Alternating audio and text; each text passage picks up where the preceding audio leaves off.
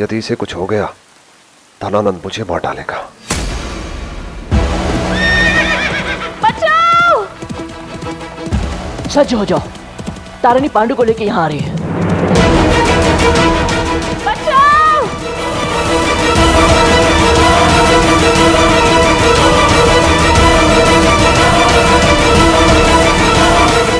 स्थूल,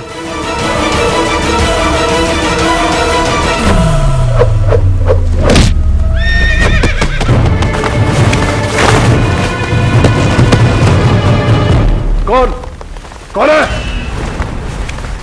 अब इसका कोई लाभ नहीं है पांडु।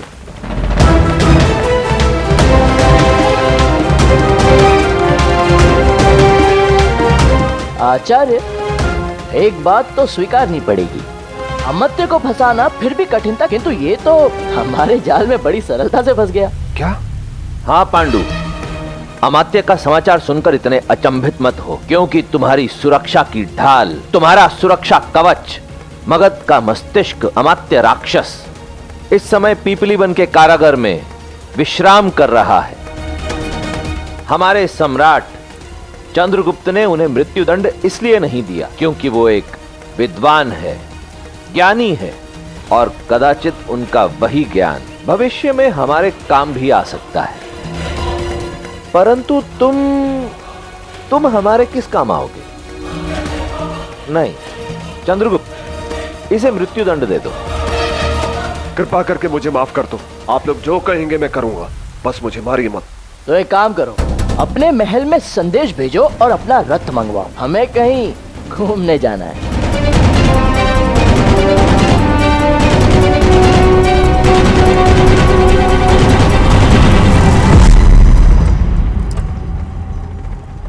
आप दोनों ने तो कहा था कि हम उसे जितना धन देंगे उससे 2 गुना धन वापस मिलेगा, किंतु यहाँ पे बैठे बैठे मुझे तो ऐसा कुछ होते हुए दिख ही नहीं रहा है। स्थूल, इस समय हम किसके रथ में हैं? पांडु के।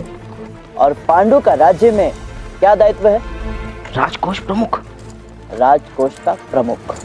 तो अब राजकोष के प्रमुख का रथ महल से इतनी दूर भला कहाँ जाएगा?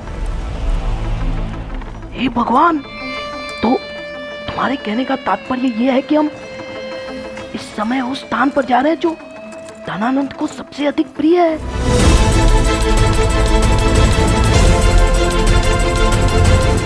पहुंचने वाले नहीं स्थूल, पहुंच गए। आप यहाँ? सम्राट के आदेश पर मैं यहाँ की सुरक्षा व्यवस्था की समीक्षा करने आया हूँ। द्वार खोलो। किंतु सम्राट। अब तुम मुझसे प्रश्न पूछोगे? द्वार खोलो।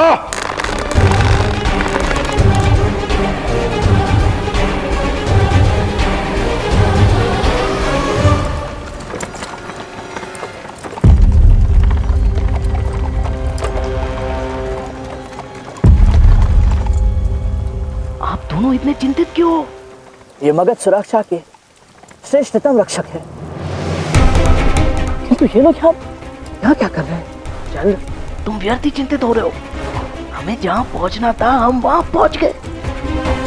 अब चिंता करने वाली कोई बात मुझे दिख ही नहीं रही है। नहीं स्थूल, तुम कदाचित आचार्य की सीख को भूल रहे हो।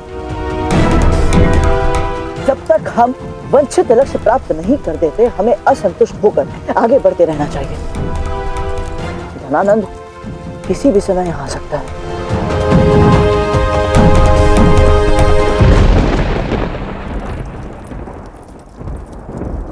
मेरी अनुपस्थिति में सम्राट ने मेरे बारे में पूछा तो नहीं? महाराज, सम्राट स्वयं महल में उपस्थित नहीं है।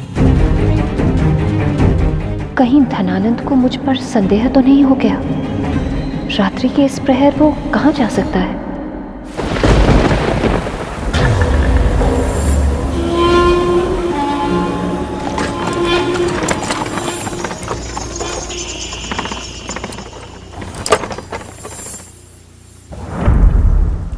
सत्य बता दिया तो चंद्रगुप्त के हाथों मृत्यु प्राप्त होगी, और अगर भ्राता को सत्य ज्ञात हुआ तो वो भी मेरे प्राण हर लेंगे।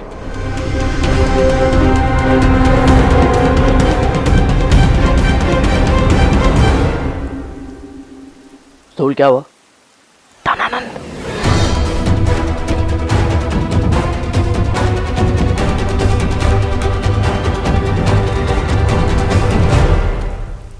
आप इस समय यहाँ क्या कर रहे हैं सम्राट? ज्येष्ठ पांडुगति की हत्या के पश्चात मुझे आभास हो रहा है कि मेरे शत्रु एक एक करके मेरे भाइयों की हत्या नहीं कर रहे, बल्कि मेरे सशक्त स्तंभों को गिरा रहे हैं। मुझे उसे रोकना है, अपने भाइयों को बचाना है। इसीलिए मैं यहाँ पर आया हूँ, क्योंकि आप अपना अत्याधिक समय यहाँ व्यतीत करते हैं, तो मैंने सोचा कि क्यों ना यहाँ की सुरक्षा व्यवस्था देख ली जाए।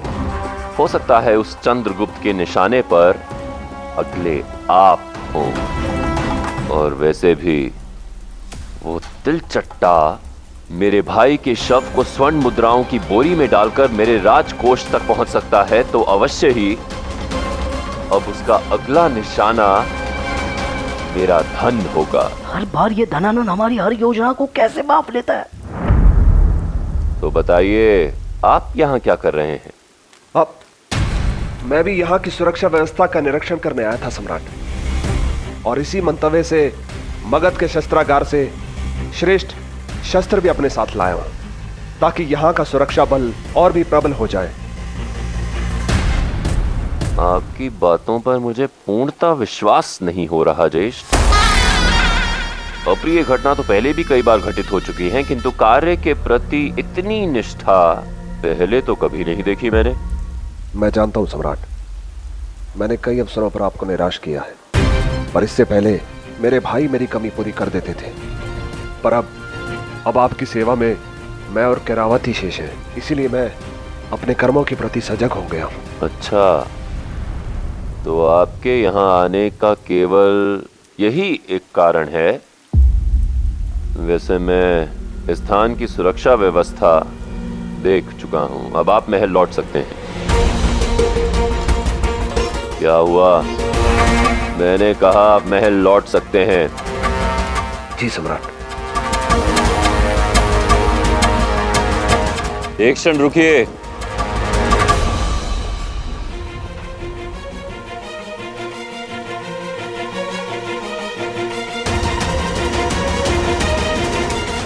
क्यों ना मैं आपके लाए इस सामान का निरीक्षण एक बार स्वयं कर लूं।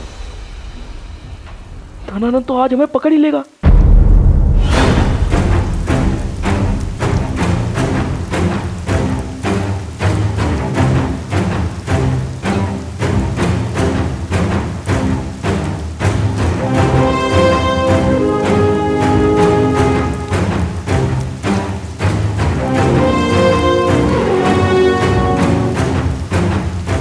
यदि धनानंद को पता चल गया कि मैं इस स्वर्ण की खान में उसके परम शत्रु चंद्रगुप्त और चाणक्य को स्वयं ले आया हूं, तो वो निश्चित रूप से मुझे भी दशा सिद्धिकी की भांति मार डालेगा। क्षमा करें सम्राट, ये रथ तो स्वयं मैं यहां लाया हूं। इसका निरीक्षण करवाकर आप सैनिकों को यही संदेश देंगे कि आप मेरा सम्मान नहीं करते, अब मुझ पर विश्वास नहीं रखते, और इससे मेरी छवि बिगड़ेगी, और यहाँ के सैनिक और खान के श्रमिक मेरे आदेश का पालन नहीं करेंगे, और यहाँ की सुरक्षा व्यवस्था को भेदना हमारे शत्रुओं के लिए और भी सरल हो जाएगा। उचित कहा आपने। वैसे भी पिछले कुछ समय से मैं आपके साथ अच्छा व्यवहार नहीं कर रहा हूं। आइए साथ में महल लौट चलते हैं और मिलकर मदिरा पान करेंगे। आचार्य कुछ करिए, नहीं तो ये स्वर्ण खदान तो अपने अधीन कर नहीं पाएंगे। हम मगध के बंदीगृह में पहुंच जाएंगे। जो योद्धा युद्ध भूमि में अधीर हो जाता है, उसे विजय नहीं मृत्यु प्राप्त होती है।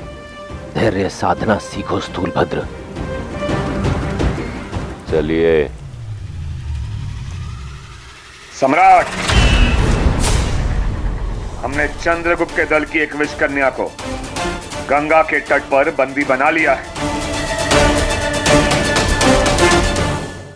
ज्येष्ठ पांडु, आप यहीं रहिए और सावधानी से स्थान की सुरक्षा कीजिए, और यदि कोई संदेह हो तो मुझे तुरंत सूचित कीजिए। चलिए ज्येष्ठ।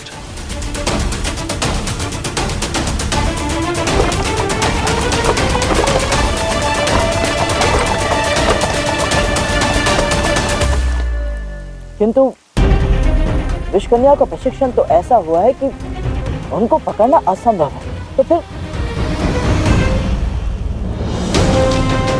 आचार्य, आपकी योजना, आपने विष कन्याओं को जानबूझकर गंगा के तट पर भेजा ताकि धनानंद का ध्यान भंग हो सके और हम अपना ये कार्य यहाँ पूर्ण करें। हाँ चंद्रगुप्त, परंतु उन विष कन्याओं के कारण धनानंद का ध्यान अधिक समय तक भ्रमित नहीं रहेगा। हम जिस कार्य को करने आए हैं उसे तुरंत करना होगा।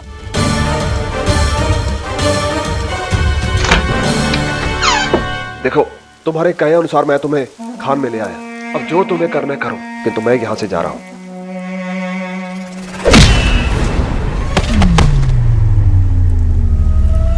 पांडु, यदि तुम में साहस है तो यहाँ से जीवित जाकर दिखाओ। देशद्रोही, हत्यारे! आचार्य, मेरे विचार से समय आ गया है कि आप शस्त्र उठा लें। सदैव सज्ज हूँ प्रिय शिष्य।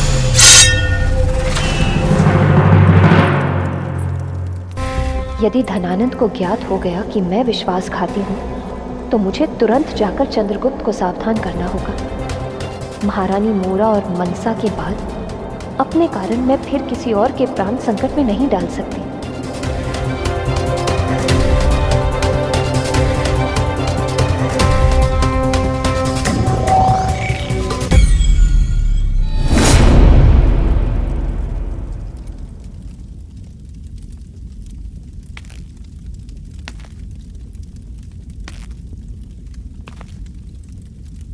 मेरे शत्रु मेरी नाक के नीचे पल रहे थे, जो मैंने सोचा भी नहीं था, किंतु उनमें से एक को मैंने पकड़ लिया है। वो सोच रही थी कि वो बच जाएगी, किंतु धनानंद की दृष्टि तो यत्र तत्र सर्वत्र है।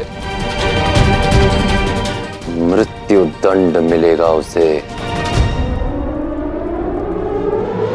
नहीं, जाने दो मुझे, छोड़ दो मुझे, विनती करती हूँ मैं, मुझे मरना नहीं है। देखो तारा, ये स्त्री एक विष कन्या है। इससे स्पष्ट है कि वो चंद्रगुप्त और चाणक्य मेरा अंत करने के लिए आतुर हैं, और ये स्त्री उनके गुप्तचर का काम कर रही है। किंतु इसका अंत भी ठीक उसी प्रकार होगा जैसे मनसा का हुआ था। क्यों? वो मनसा है ना तुम्हारी गुरु। अब जैसे मैंने उसे जीवित जलाया था, ठीक उसी प्रकार तुम भी जलोगी। दया करे सम्राट, मैं तो विष कन्या भी नहीं बनना चाहती थी, किंतु उस समय मेरे पास और कोई विकल्प नहीं था। मैं आपको सब कुछ बता दूंगी, चंद्रगुप्त की सारी योजना जानती हूँ मैं। मुझे जीवन दान दे दीजिए सम्राट। शीघ्र करो चंद्रगुप्त, शीघ्र ही धनानंद को तुम्हारी अगली चाल की जानकारी मिल जाएगी।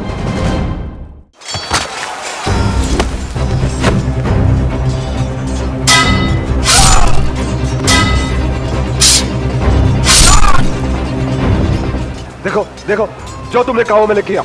अब मुझे जाने दो। कदाचित तुम भूल गए पांडु, ये तो मुझे सब कुछ स्मरण है। उस दिन का हर एक क्षण मेरी स्मृति में अंकित है, जब तुम्हारे कारण मेरे मित्र धूमकेतु की हत्या हुई थी। मैंने कुछ ही क्षणों पूर्व उस दास को, वही चंद्रगुप्त का मित्र, उसे धोबी घाट की ओर जाते हुए देखा था। धूम को मृत्यु दंड अवश्य मिलेगा, इसी उस तरह से मिलेगा, किंतु उसे दंड मैं नहीं दूंगा, उसे दंड तुम दोगे चंद्रगुप्त। आज मैं धूम के रक्त की प्रत्येक बूंद का प्रतिकार लूंगा।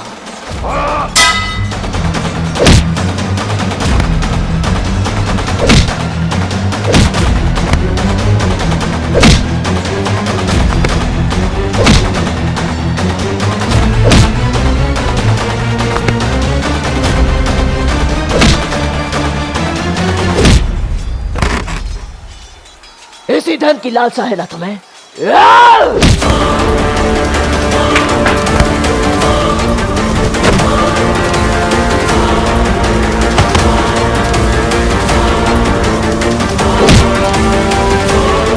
जब से तुम धनानंद के कोषाध्यक्ष बने हो, जब से तुम और धनानंद मगध के प्रजा की खून पसीने की कमाई को लूट रहे हो कर के नाम पर। तुमने असहाय, निर्बल और दरिद्र लोगों को भीख मांगने पर मजबूर कर दिया। तुम्हारे लोभ के कारण आज शास्त्र लोग बेघर हुए, किंतु आज से ऐसा नहीं होगा। आज तुम्हारे पापों का अंत होगा पांडु। आज तुम्हारी यही लालसा तुम्हारी मृत्यु का कारण बनेगी।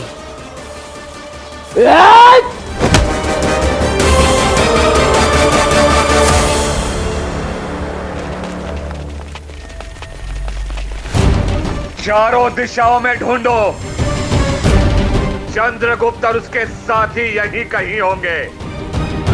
घेर लो इस स्थान को।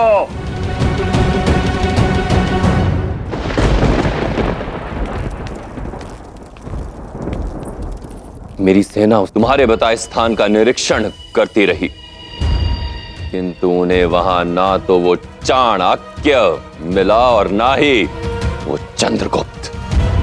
आचार्य ने सही कहा था। चंद्रगुप्त के प्रति तुम्हारी घृणा तुम्हें किसी की कही हुई कोई भी बात पर जो चंद्रगुप्त के विरुद्ध हो उस पे विश्वास करा सकती है। तुम इस घृणा में अंधे हो चुके हो धनानंद। अर्थात अब तक ये विषकन्या चंद्रगुप्त के प्रति अपनी निष्ठा का ही निर्वाहन कर रही थी। उसने धनानंद का ध्यान भटकाने के लिए ये सारा खेल खेला। तुम्हारा इतना दुस्साहस कि तुमने सम्राट को गलत जानकारी दी। मैं तुम्हें ज्येष्ठ, कभी तो विवेक से काम लीजिए। इसे हम नहीं लेकर आए, ये स्वयं यहां आई है। चंद्रगुप्त के लिए अपने प्राण न्यौछावर करने का प्रण लिया है इसने, इसलिए ये मृत्यु से भयभीत नहीं होती। हाँ, मुझे मेरी मृत्यु का कोई दुख नहीं होगा। यदि दुख होगा तो केवल इस बात का कि जब तुम्हें आचार्य और चंद्रगुप्त का उपहार प्राप्त होगा तो मैं वहाँ तुम्हारे मुख का भाव देखने के लिए उपस्थित नहीं होंगी। कौन सा उपहार?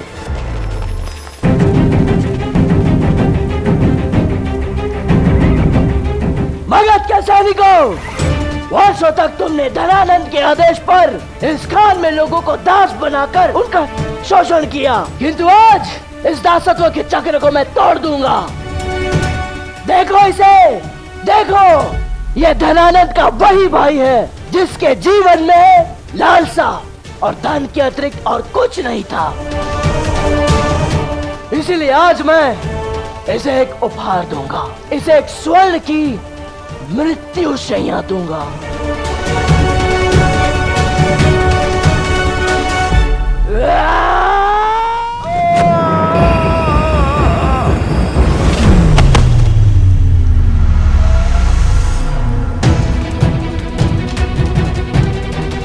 धूम,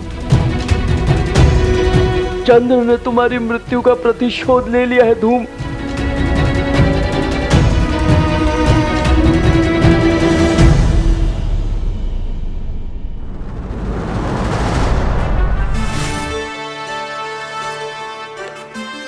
तलवार और एक शासक में एक अत्यंत महत्वपूर्ण समानता होती है। जिस प्रकार एक प्रबल वार के लिए तलवार की मुठ का सशक्त होना आवश्यक है, उसी प्रकार एक शासक के लिए एक उचित मार्गदर्शक आवश्यक है। कोई ऐसा जो उसका पथ प्रदर्शन कर सके, ताकि शक्ति और सत्ता के मद में चूर होकर वो कुछ अनुचित ना कर बैठे।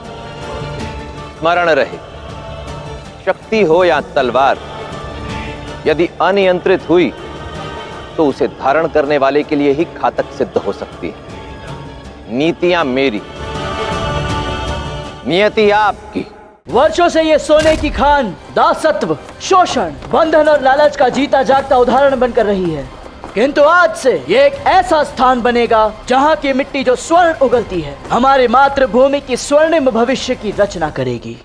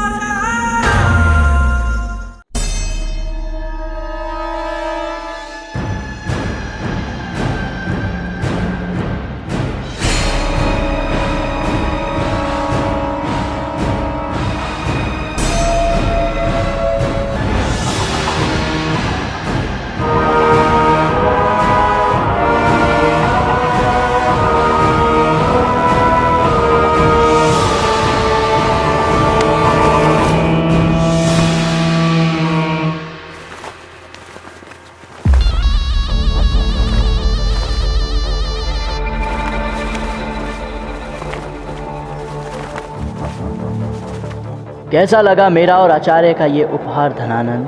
तुम यही सोच रहे होगे कि पांडु के शव को तुम तक पहुंचाने के लिए मैंने ये स्थान ही क्यों चुना? क्योंकि मैं तुम्हें कुछ स्मरण करवाना चाहता हूँ। वर्षों पूर्व इसी स्वर्ण प्रतिमा के शीश की चोरी के साथ पहली बार हमारे मार्ग टकराए थे।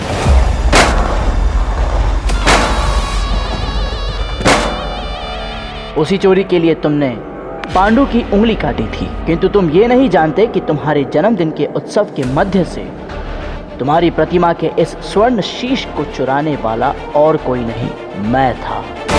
जो घटनाक्रम उस दिन आरंभ हुआ था उसका एक अध्याय आज पांडु की मृत्यु के साथ संपन्न हुआ है। और आज पांडु के शव को देखकर तुम्हें समझ आ ही गया होगा कि मैंने उसकी हत्या कहाँ की और तुम्हें कौन सी नई पराजय प्राप्त हुई है। हाँ धनानंद, वही स्थान जो तुम्हें संसार में सबसे अधिक प्यारा है, तुम्हारी सोने की खान।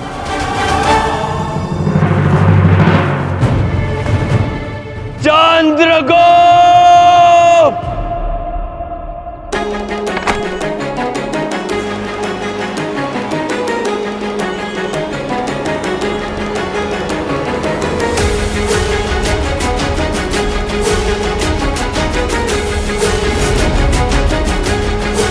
वर्षों से ये सोने की खान दासत्व, शोषण, बंधन और लालच का जीता जागता उदाहरण बनकर रही है, किंतु आज से ये एक ऐसा स्थान बनेगा जहां की मिट्टी जो स्वर्ण उगलती है हमारी मातृभूमि की स्वर्णिम भविष्य की रचना करेगी। चंद्रगुप्त मौर्य वंश की, राजकुमार चंद्रगुप्त मौर्य की, मौर्य वंश की।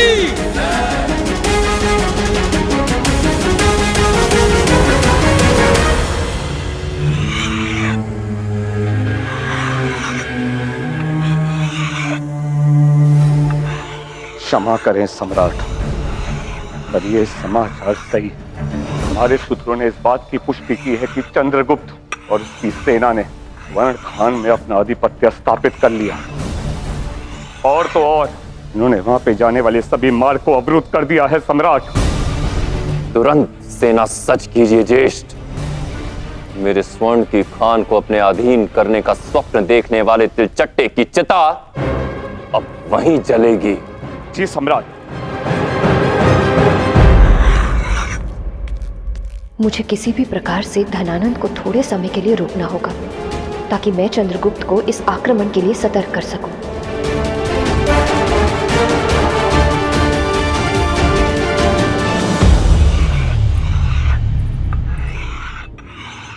धनानंद, अभी तो ज्येष्ठ पांडु की अंतिम क्रिया भी संपन्न नहीं हुई।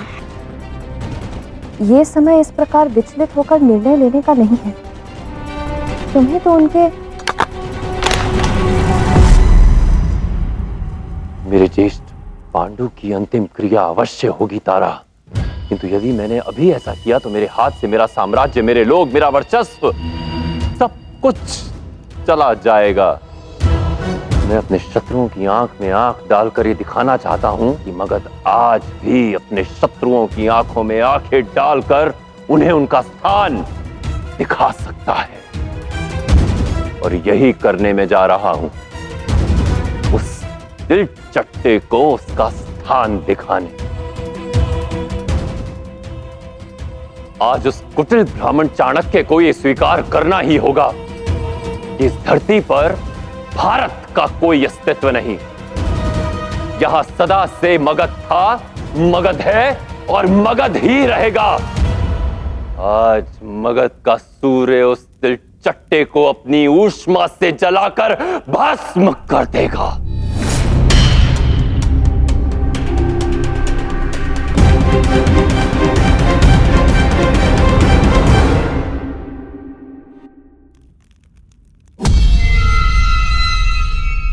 यदि धनानंद द्वारा भारत की प्रजा पर किए गए प्रत्येक अत्याचार पर भी तुम्हें इतना ही क्रोध आया होता, या तब भी तुमने इतना ही रोष प्रकट किया होता अमात्य राक्षस, तो आज तुम इस कारागार में बंदी नहीं बने होते। तुम्हारा उत्तर हम जान चुके हैं अमात्य राक्षस। अब हमारा प्रत्युत्तर सुनो। तुम यहीं इसी कारागार में बंदी बनकर रहोगे और अपने सम्राट के वर्चस्व को, उस के प्रत्येक स्तंभ को गिरते हुए देखोगे।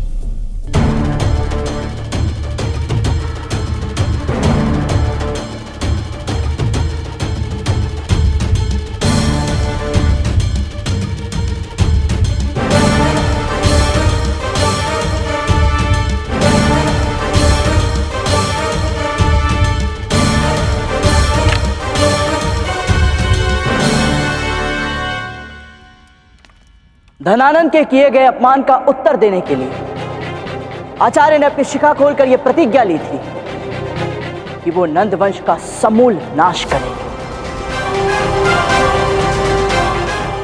और अब केवल नंद वंश के 3 ही कुलदीपक जीवित हैं,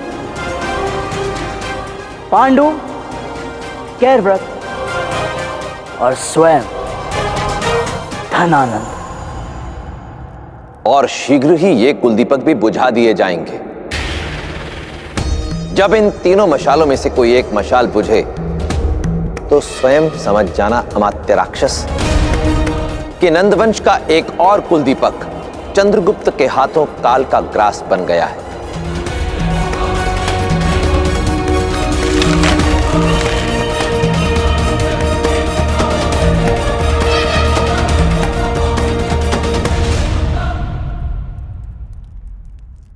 रुकिए राजकुमारी।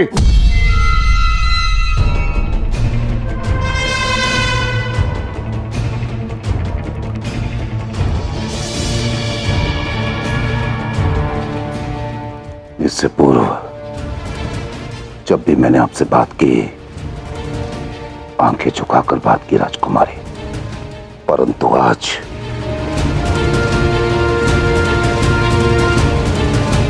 आपकी आंखों में आंखें डालकर मैं आपसे कुछ कहना चाहता हूं। आप जो भी कर रही हैं और जो भी आपने किया, ऐसा करने से आपको लज्जा नहीं आई? चंद्रगुप्त जैसे देशद्रोही को मृत्युदंड मिलना योग्य है, परंतु आप जैसे देशद्रोही को मृत्युदंड से भी भीषण दंड मिलना चाहिए। आपके भाई सम्राट धनानंद ने आपके एक मुस्कान के लिए क्या नहीं किया? धरती पाताल आकाश एक कर दी। और उनके प्रेम का ऋण आपने विश्वासघात के साथ चुकाया राजकुमारी। उनके प्रेम के बदले उचित तो यही होता कि आप जन्म लेते ही मर जाती राजकुमारी। कदाचित उनको यह दिन तो नहीं देखना पड़ता, ऐसा अपमान तो नहीं झेलना पड़ता कि आज उनकी बहन उनके साथ नहीं, उनके घोर शत्रु चंद्रगुप्त के साथ खड़ी है अपने भाई सम्राट धनानंद के विरुद्ध। क्यों? आपको क्या लगता है अमात्य,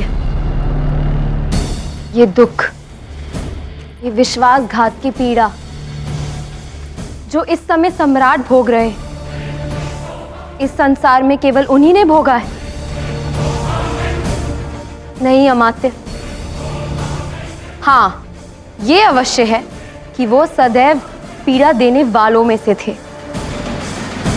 नियति के चक्र ने उन्हें इस यातना का अनुभव कराया है। और जहां तक प्रश्न है मेरी निष्ठा का, तो मुझे गर्व है कि मैं सत्य और धर्म के पक्ष में चंद्र के साथ खड़ी हूं। मेरी एक बात स्मरण रखिएगा राजकुमारी, कि यह इतिहास चंद्रगुप्त के प्रति तुम्हारी निष्ठा को लेकर नहीं, अपितु अपने भाई के साथ किए हुए विश्वासघात को लेकर सदैव स्मरण रखेगा। अमात्य राक्षस, यदि निष्ठा और विश्वसनीयता संबंधों पर निर्भर करती तो विभीषण भी श्री राम का नहीं, अपने भाई रावण का साथ देता।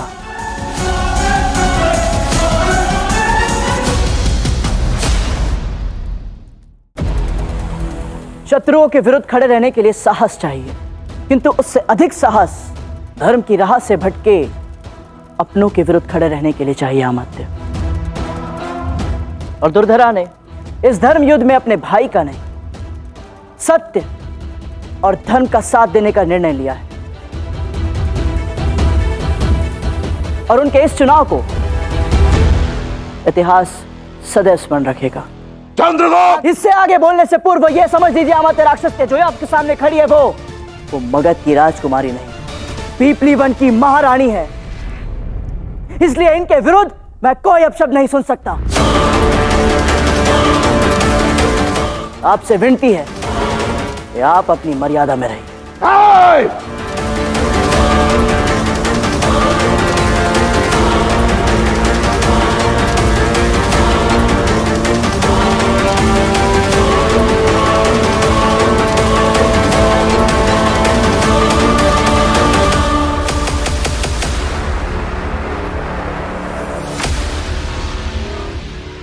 एक बार ही अमात्य राक्षस यहां से बाहर आ जाए, मैं तुम्हारा समूल नाश कर दूंगा।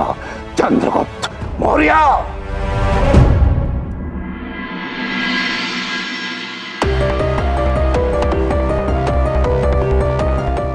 आशा करती हूँ चंद्रगुप्त और आचार्य सज्ज होंगे धनानंद के अगले प्रहार के लिए।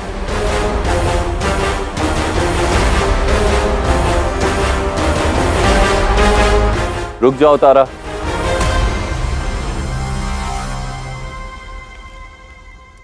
मैं चाहता हूं कि तुम मेरा एक महत्वपूर्ण कार्य करो।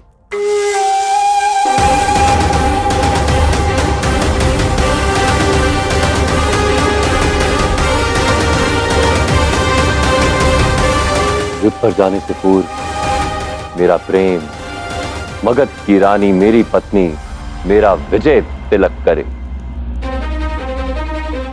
क्योंकि जब मैं विजयी होकर लौटूंगा तब तुम पुनः इसी प्रकार मेरा तिलक कर सको।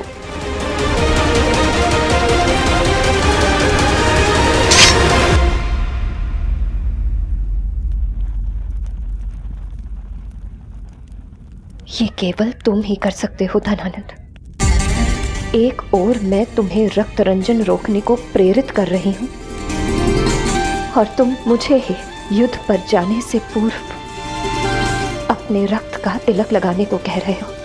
तुम ही तो कहती हो तारा कि युद्ध पर रक्त बहाना चाहिए, तो लो बहा दिया मैंने अपना रक्त। तारा, ये तुम भी जानती हो और मैं भी कि मुझे मारने के लिए मेरे शत्रु कुछ भी कर जाएंगे। अभी तुम पर निर्भर करता है कि तुम मेरे साथ हो या उनके। मेरा साथ देने के लिए मैं तुम्हें बाध्य नहीं करूंगा, किंतु मैं तुम्हें मुझे रोकने भी नहीं दूंगा।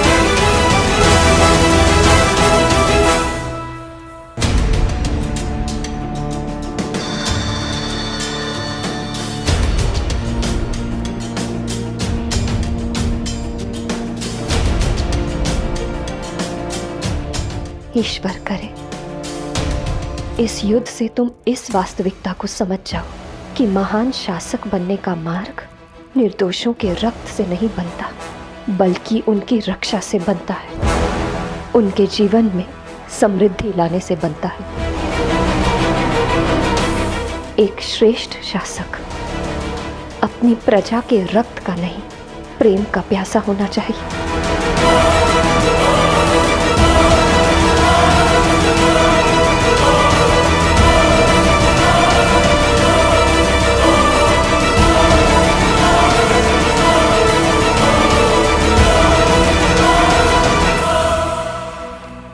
जब तक अमात्य राक्षस जीवित है मैं सम्राट धनानंद को अकेले युद्ध में नहीं जाने दूंगा।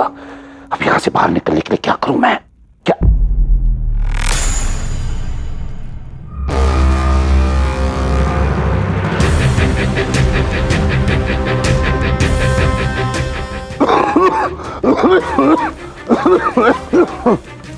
पानी की आवश्यकता है मुझे,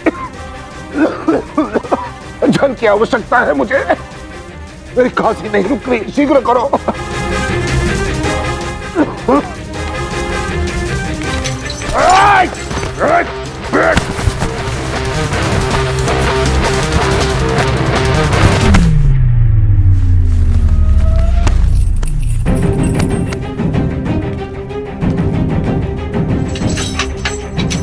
अपनी ऊर्जा व्यर्थ न करो अमात्य।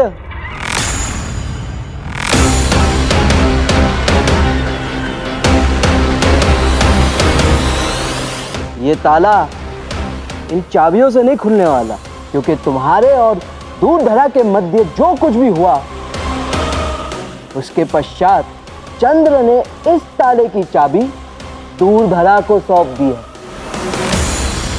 और वैसे भी इस बंदी गृह से मुक्त होने के पश्चात तुम्हारे करने हेतु कुछ शेष बचा ही नहीं है।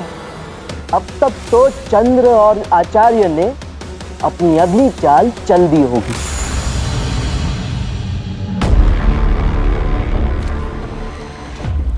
आचार्य, मेरे विचार से हमें स्थूल और कुछ सैनिकों को अपने साथ लाना चाहिए था।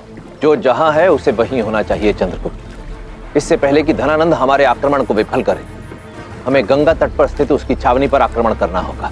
जी आचार्य।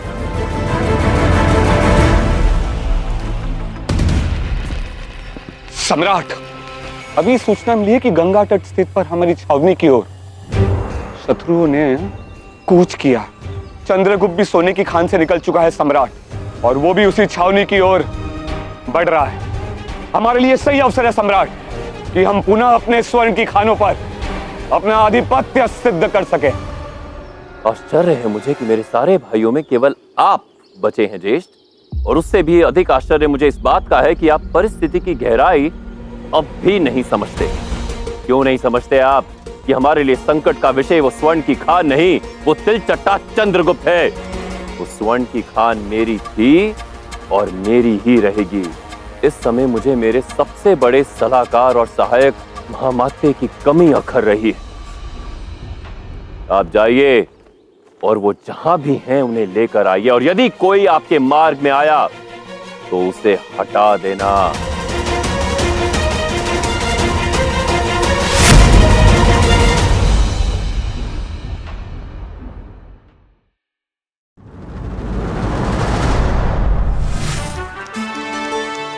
एक नाविक अपनी नाव से संबंधित किसी भी समस्या को कभी तुच्छ नहीं समझता। यदि नाव में कोई भी समस्या हो तो तुरंत उसका निदान करता है, क्योंकि वो ये बात भली भांति जानता है कि नाव की यही छोटी सी त्रुटि समुद्र में उतरने के पश्चात उसके डूबने का कारण भी बन सकती है। नाविक का यही गुण हमें अपने जीवन में अपने स्वास्थ्य के संबंध में अपनाना चाहिए। अधिकतर हम भी कोई रोग होने पर उसका उपचार नहीं कराते, और यदि समय पर रोग का उपचार ना किया जाए तो वो न केवल हमारे लिए अपितु हमारे अपनों के लिए भी घातक सिद्ध हो सकता है। स्मरण रहे, समय पर सावधानी बाद की ग्लानि से भली। नीतियां मेरी, नियति आपकी। कल सूर्यास्त तक धनानंद इस छावनी को पूर्ण रूप से सज्ज कर देगा। यदि ऐसी बात है तो हम कल रात्रि मगध की धरती पर अपना प्रथम आक्रमण करेंगे और अखंड भारत के सपने को साकार करने की ओर अपना अगला कदम बढ़ाएंगे।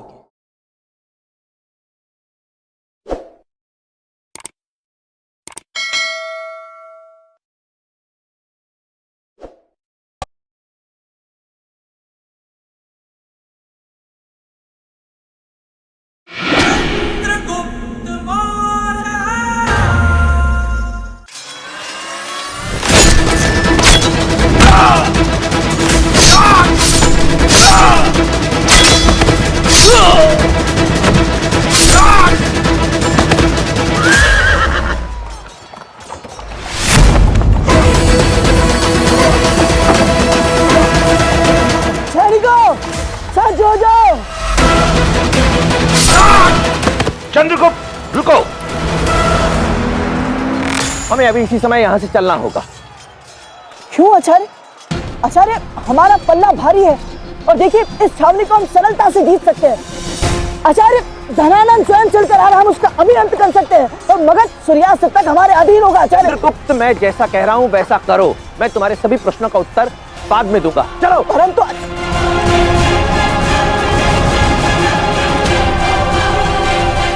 नौकाओं की ओर चलो, चलो चलो, वापस चलो।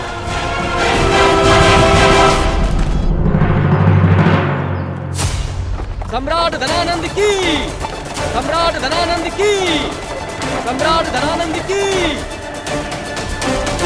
बधाई हो सम्राट, हमने शत्रु को भगा दिया।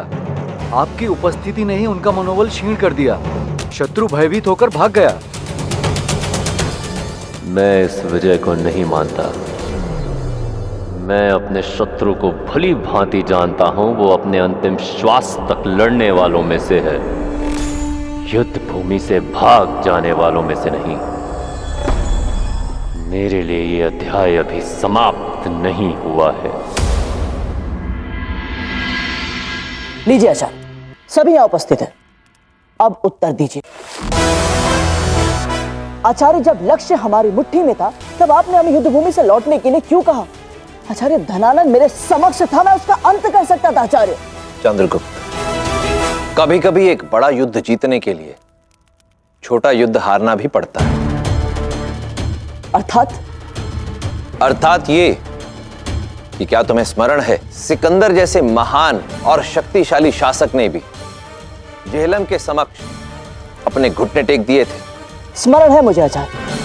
आपने मुझे बताया था कि झेलम पर महाराज पुरु और सिकंदर के मध्य जो युद्ध हुआ था, उस युद्ध के बाद सिकंदर की सेना ने झेलम पार करने से मना किया था, विरोध किया था। किंतु उससे इसका क्या लेना देना आचार्य? लेना देना है चंद्रगुप्त। मुझे प्रसन्नता है कि तुम्हें अपने इतिहास का ज्ञान है, परंतु सिकंदर की उस महान विशाल शक्तिशाली सेना ने झेलम पार करने से मना क्यों किया था? क्या इसका कारण जानते हो? उत्तर नहीं जानते ना? उत्तर जानने के लिए इस मानचित्र को ध्यान से देखना होगा। यहां ठीक बीच में है मगध राज्य और इसकी 3 दिशाओं में ये 3 नदियां हैं जो इसे ये सुरक्षा चक्र प्रदान करती हैं। उत्तर में गंगा, पूर्व में चंपा, पश्चिम में सूर्या नदी और यहां दक्षिण में इन पत्थरों द्वारा संरक्षण प्राप्त करता है मगध। एक बार को तुम मगध की उस शक्तिशाली सेना को भूल भी जाओ तो भी इन 3 नदियों द्वारा दिए गए सुरक्षा चक्र के कारण मगध की वही शक्तिशाली सेना किसी भी शत्रु आक्रमणकारी सेना को मुंहतोड़ जवाब दे सकती है। सिकंदर और उसके सेना अधिकारी ये बात भलीभांति जानते थे कि झेलम नदी को पार करने से कहीं अधिक कठिन होगा गंगा नदी को पार करना, क्योंकि मगध तक पहुंचने के लिए गंगा नदी को भी पार करना पड़ेगा। यदि आज हम ये छोटा सा युद्ध जीत भी जाते तो भी बड़े युद्ध में हमारी पराजय निश्चित थी। हम युद्ध करने से पूर्व ही उसमें पराजित हो चुके होते और हमारी पराजय के साथ ही असंख्य निर्दोष सैनिक भी मृत्यु को प्राप्त हो गए होते। हाँ, ये सत्य है। आज तक किसी ने मगध पर आक्रमण करने की सोची भी नहीं। किंतु आचार्य, आप तो ये सब जानते थे ना, फिर आपने गंगा के तट की छावनी पर आक्रमण क्यों किया? दुर्धरा, मैं आचार्य की कूटनीति समझ गया हूं। ये युद्ध हमने केवल एक भ्रम उत्पन्न करने के लिए किया है। अब जब धनानंद ने यह देख लिया है कि उसकी प्रमुख छावनी हमारे निशाने पर है, तो अब वो उसकी छावनी को और सशक्त बनाने में जुट जाएगा और अपने सभी प्रमुख संसाधनों को गंगा तट की छावनी पर लगा देगा। एकदम उचित कहा तुमने चंद्रगुप्त। आज के इस आक्रमण ने धनानंद के मस्तिष्क में भय, संशय की भावना को और अधिक प्रबल कर दिया होगा। अब धनानंद वहां हर प्रहर के लिए सुरक्षा चक्र का निर्माण करवाएगा। उसका सारा ध्यान इसी छावनी को और सशक्त करने में लग जाएगा और अब वो वहां पहरे की मीनारें, सैनिकों के लिए शिविर, चिकित्सा घर और शस्त्रागार खड़े करेगा। इसका अर्थ यह है कि हम शीघ्र ही उस छावनी पे आक्रमण करेंगे और उसे अपने अधीन कर लेंगे। हाँ स्थूल, और इस प्रकार हम कम शक्ति, परिश्रम और संसाधनों के साथ धनानंद की सैन्य शक्ति को विभाजित कर उसके बल को क्षीण कर देंगे। उचित कहा तुमने चंद्रगुप्त। यदि मेरा अनुमान सही है तो कल सूर्यास्त तक धनानंद इस छावनी को पूर्ण रूप से सज्ज कर देगा। उचित है आचार्य। यदि ऐसी बात है तो हम कल रात्रि ही मगध की धरती पर अपना प्रथम आक्रमण करेंगे।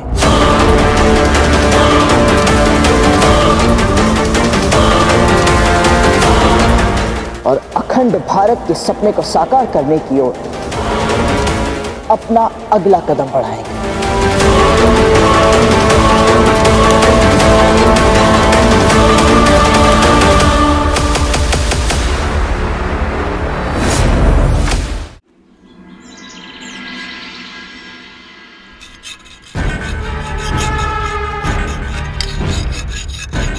मैं जानता हूँ कि तुम सोच रही होगी कि मैं रात भर अपने कक्ष में बैठकर इन पत्थरों से स्वर्ण क्यों निकाल रहा हूँ, जबकि मेरे परम शत्रु वो चाणक्य और चंद्रगुप्त मेरे विरुद्ध कोई षड्यंत्र रच रहे होंगे, है ना? कुछ आदतें होती हैं तारा जो कभी नहीं जाती, और ये तो वो आदत है जो मैं चाहकर भी नहीं भुला सकता, क्योंकि ये आदत मेरी प्यारी बहन दुर्धरा से जुड़ी है।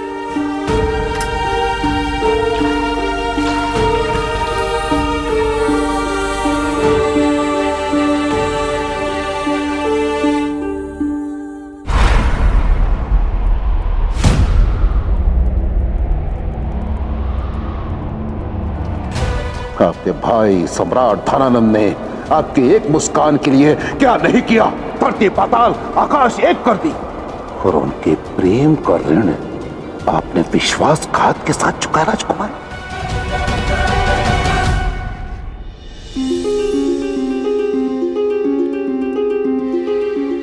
अभी अमात्य की बात के विषय में सोच रही हूँ। चंद्र, मुझे गलत मत समझना। इस धर्म युद्ध में मैं तुम्हारे पक्ष में हूं और तुम्हारी पत्नी बनने का मुझे कोई दुख नहीं, किंतु एक बात है जो मुझे निरंतर व्यथित करती रहती है। मेरे भाई अपने जीवन में चाहे कैसे भी हो, किंतु मेरे प्रति उनका प्रेम सदैव परिशुद्ध और अथाह रहा, इतना अथाह कि मुझे उनका सत्य ज्ञात होने पर, मेरे उनसे सारे संबंध तोड़ने पर भी उन्होंने हमारी वार्षिक परंपरा का पालन किया। कौन सी परंपरा? हर रक्षाबंधन पर मैं और मेरी बहन ये परंपरा निभाते हैं।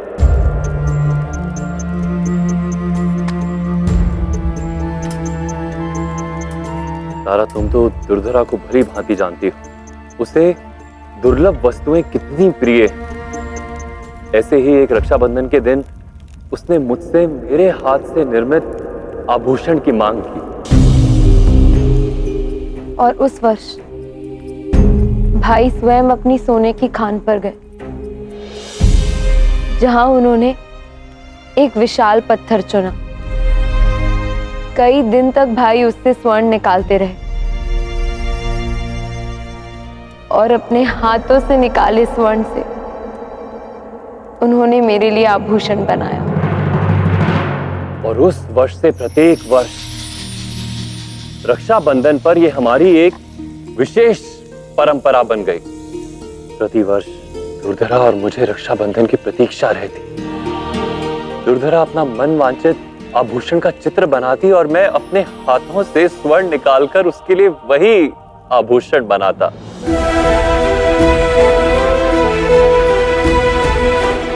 देखो ना तारा, दुर्धरा और मेरा संबंध कब का टूट चुका है, किंतु ये आदत है कि छूटे ही नहीं। स्वयं को कष्ट क्यों दे रहे हो धनानंद? ये सब करके तुम्हें क्या प्राप्त होता है? तुम देखना, एक दिन मेरी बहन मेरे पास अवश्य लौटेगी और फिर मैं उसे वो सारे आभूषण दूंगा जो वर्षों से मैं उसे नहीं दे पाया। उस दिलचट्टे ने भले ही मुझसे मेरी सोने की खान छीन ली, मेरी बहन मुझसे छीन ली, किंतु मुझे विश्वास है कि एक दिन मैं वो सब पुनः प्राप्त कर लूंगा जो उसने मुझसे छीना है।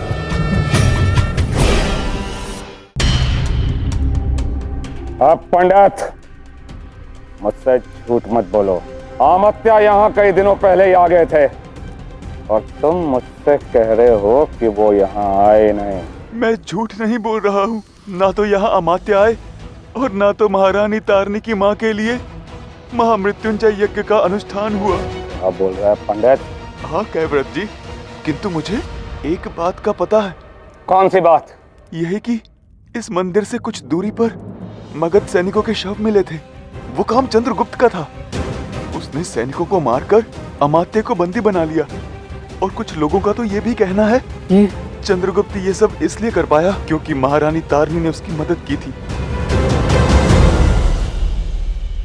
मुझे तुरंत यह जानकारी सम्राट तक पहुंचानी होगी। यदि तारिणी सम्राट के विरुद्ध षड्यंत्र रच रही है तो ये बात मुझे सम्राट को तुरंत बतानी होगी।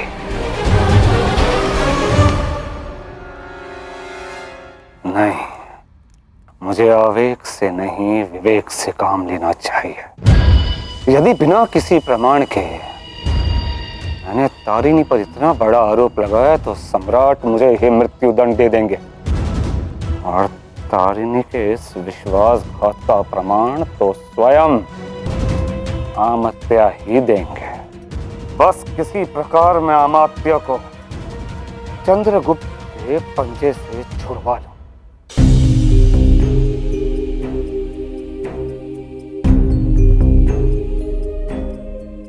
मेरी बात सुनो दुर्धरा, मैं जानता हूं कि तुम्हारे हृदय में धनानंद के लिए आज भी अथाह प्रेम है, किंतु अंतर केवल इतना है दुर्धरा कि धनानंद के लिए प्रेम एक बंधन है, जहां वो चाहता है कि जो उससे प्रेम करता हो वो उसके अनुसार ही रहे।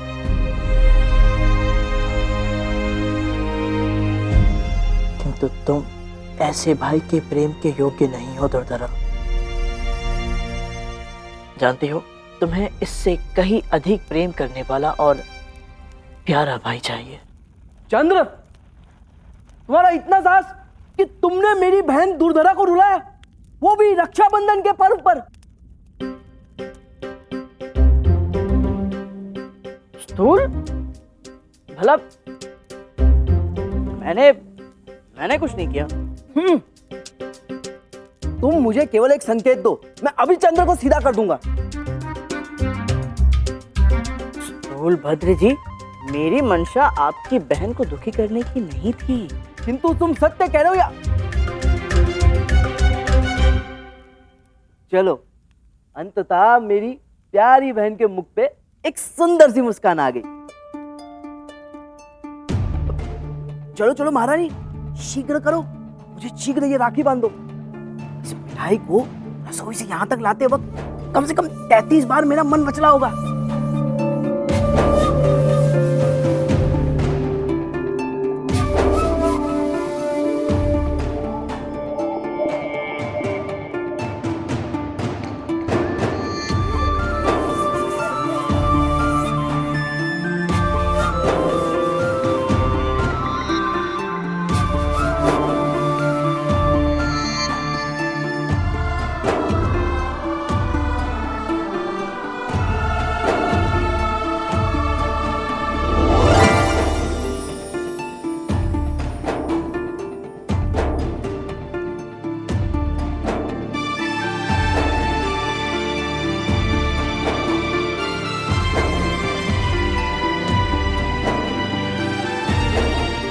आज तुम्हारा भाई तुम्हें ये वचन देता है कि अपनी अंतिम श्वासों तक मैं तुम्हारी हर क्षण रक्षा करूंगा।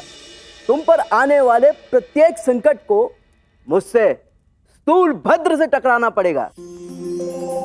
और मैं भी वचन देती हूँ कि मैं कभी अपने भाई को दुखी नहीं होने दूंगी और सदैव उसकी इस मीठी मुस्कान को बनाए रखने का प्रयास करूंगी।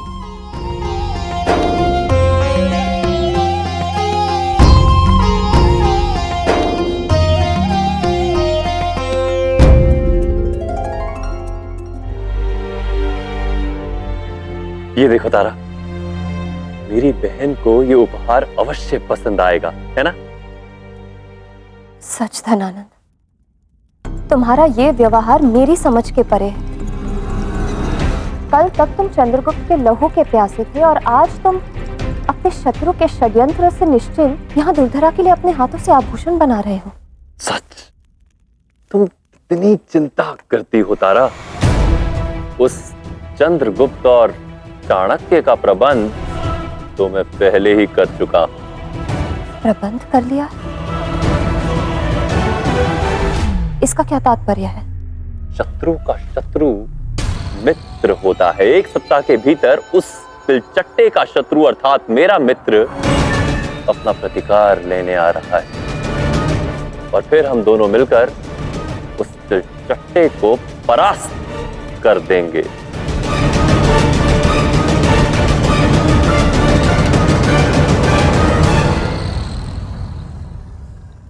चंद्रगुप्त से प्रतिकार? कहीं धनानंद का ये नया मित्र सुलूकस तो नहीं? यदि ऐसी बात है तो मुझे चंद्रगुप्त को तुरंत सावधान करना होगा। प्रतीत होता है कि ये युद्ध अब अपने अंतिम चरण की ओर बढ़ रहा है।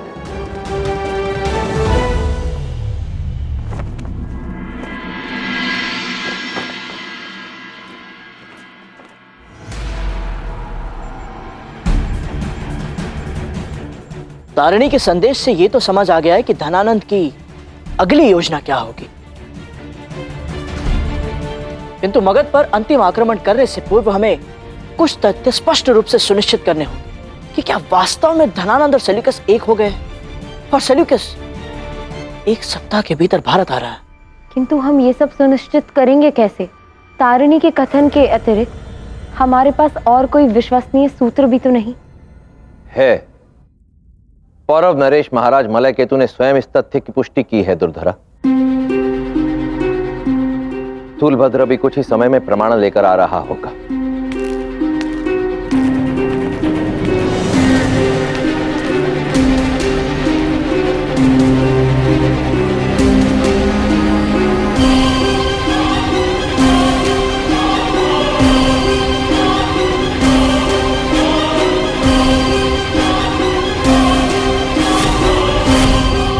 ये तो यवन सैनिकों के शव है।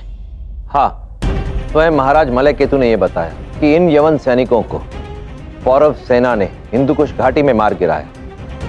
कदाचित ये यवन सैनिक हिंदुकुश घाटी से भारत भूमि में प्रवेश करने का प्रयास कर रहे होंगे। महाराज मलय केतु ने यह भी बताया है कि उनके गुप्तचरों ने सूचना दी है कि हिंदुकुश घाटी के उत्तरी छोर पर यवन सेना की गतिविधियां बढ़ गई। अर्थात धनानंद और सेल्यूकस ने संधि कर ली, बस इसीलिए वो भारत की ओर बढ़ रहा है। और अब तक तो उन्होंने एक विशाल सेना सज भी कर दी होगी। आचार्य, मेरे विचार से समय आ गया है कि इससे पहले भारत के दो शत्रु सेल्यूकस और धनानंद एक हो, हमें मगध की धरती पर अपना अंतिम आक्रमण कर धनानंद को उसके सिंहासन से विमुख करना ही होगा। चंद्रगुप्त, हमें जो भी करना है शीघ्र करना होगा, क्योंकि यह समाचार अब शीघ्र ही धनानंद तक भी पहुंचेगा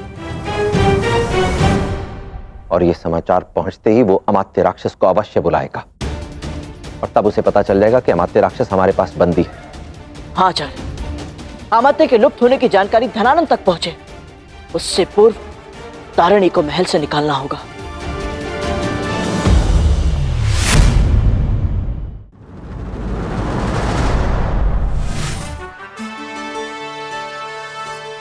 एक देश महान बनता है उसके लोगों से, परंतु प्रायः वही लोग अपने देश और उसकी स्वतंत्रता का आकलन कम करने लगते हैं। स्मरण रहे, यह स्वतंत्रता आपकी धरोहर नहीं, ना ही आपकी पैतृक संपत्ति है। यह तो उस अमूल्य पूंजी के समान है जिसे सहस्त्रों लोगों के अथक प्रयास, बलिदान और निस्वार्थ भाव से की गई सेवा के कारण हमने प्राप्त किया है। इसलिए सदैव अपने देश के प्रति कृतज्ञ और निष्ठावान रहे, क्योंकि देश है तो हम हैं। नीतियां मेरी, नियति आपकी। ये विषकन्याएं कहाँ रह गई? रुको! कौन है जो मेरी दासियों को महल में आने से रोक रहा है? आने दो इन्हें।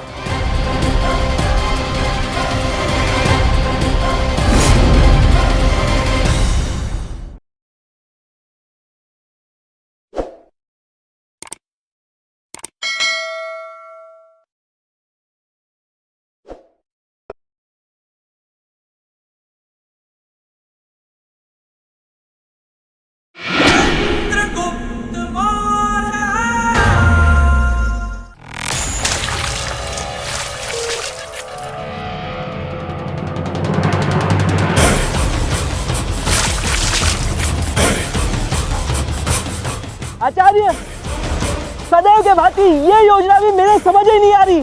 आपने पहले इतनी सारी मछलियां हमसे पकड़ाई, उसके बाद में यही सड़ी हुई मछलियां उसी नदी में फिर से बिका रहे। इस प्रकार हम वो छावनी कैसे अपने अधीन करेंगे?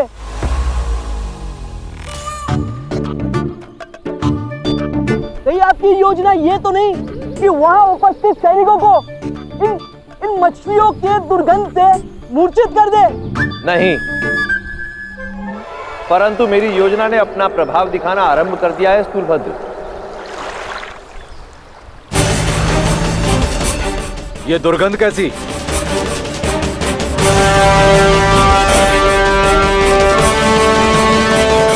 ये इन मरी हुई मछलियों की दुर्गंध है।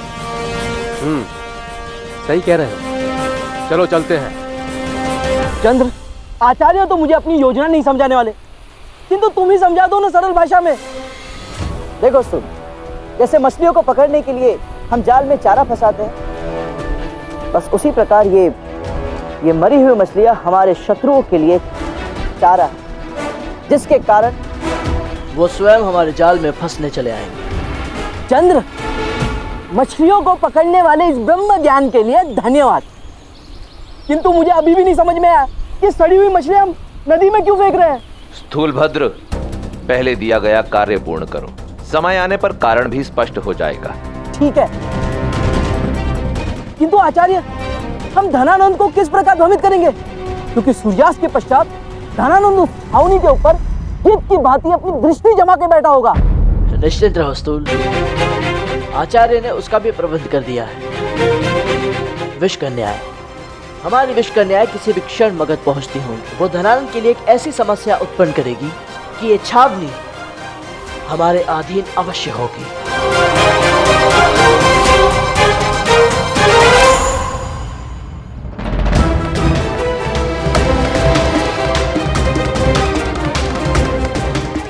ये विषकन्याएं कहाँ रह गई? अब धनानंद किसी भी क्षण छावनी की ओर कूच कर सकता है।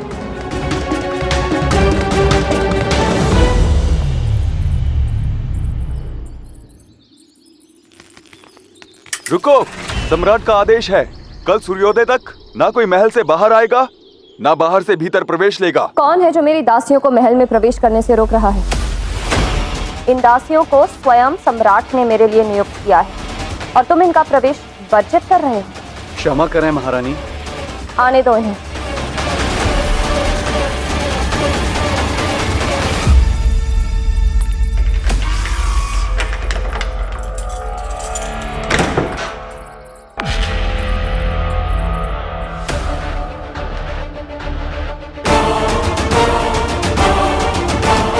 धनानंद ने मुझे इनके साथ देख लिया तो उसे संदेह हो जाएगा।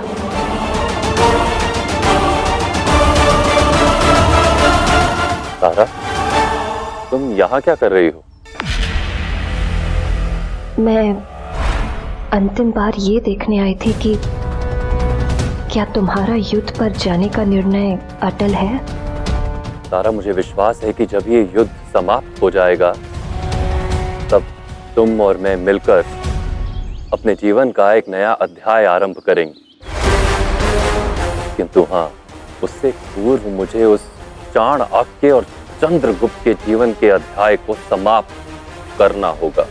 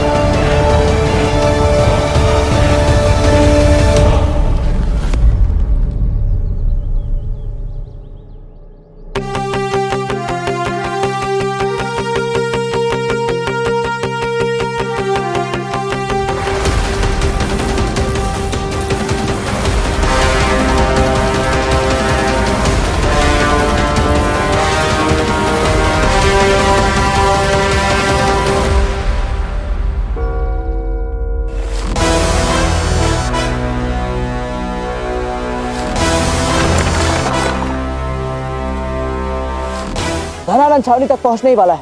धनुर्धरो, सज्ज हो जाओ। अब तो धनानंद भी छावनी तक पहुंचने वाला है। अब तो मुझे बता दो कि उन सड़ी हुई मछलियों की सहायता से हम इस छावनी को अपने अधीन कैसे करेंगे?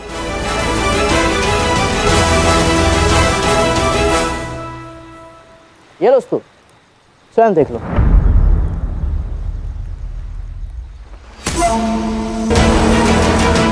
ये दुर्गंध कैसी है?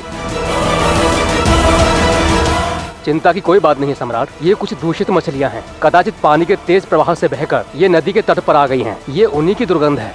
ये नदी है, कोई समुद्र नहीं कि जिसके प्रवाह में इतना बल हो कि कोई भी वस्तु तट तक आ जाए। नाव सज्ज करो। ये हमें भ्रमित करने के लिए अवश्य उस चाणक्य की कोई चाल होगी।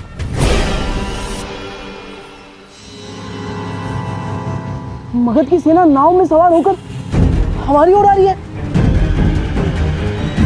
किंतु क्यों? हमने तो उनके ऊपर, अच्छा तो इसलिए हमने सड़ी हुई मछलियां फिर से नदी में फेंक दी थी। हाँ स्थूल, अब समझ में आया।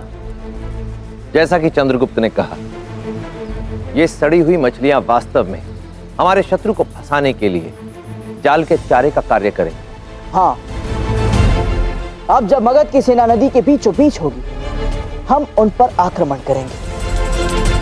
और जब तक धनानंद और उसकी सेना को कुछ समझ आएगा, तब तक बहुत देर हो चुकी होगी।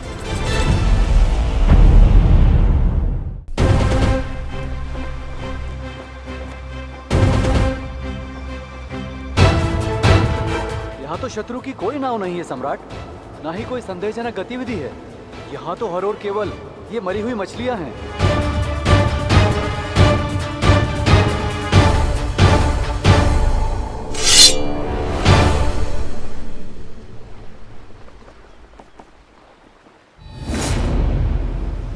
मछलियों पर तेल,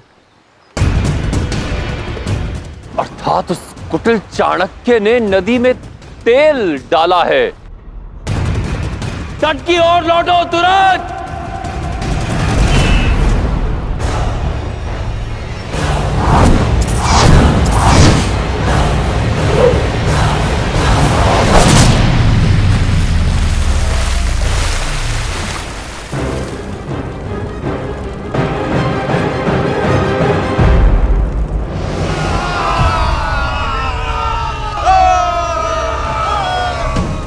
चंद्रगुप्त की सेना के एक एक सैनिक को मार डालो, किसी को मत छोड़ना।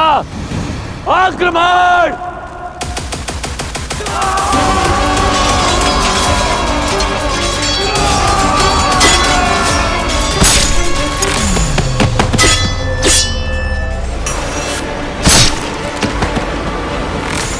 आचार्य, हमारी योजना तो उस छावनी को क्षति पहुंचाने की नहीं, अपितु उस पे अपना आधिपत्य स्थापित कर उसके संसाधनों का उपयोग करने की थी। किंतु यदि इस प्रकार युद्ध चलता रहा तो इस छावनी को ध्वस्त होने के लिए अधिक समय नहीं लगेगा। निश्चिंत रहो स्थूल, बहुत शीघ्र ही अब इस युद्ध पर पूर्ण विराम लगने वाला है और धनानंद यहाँ अधिक समय तक नहीं रहेगा।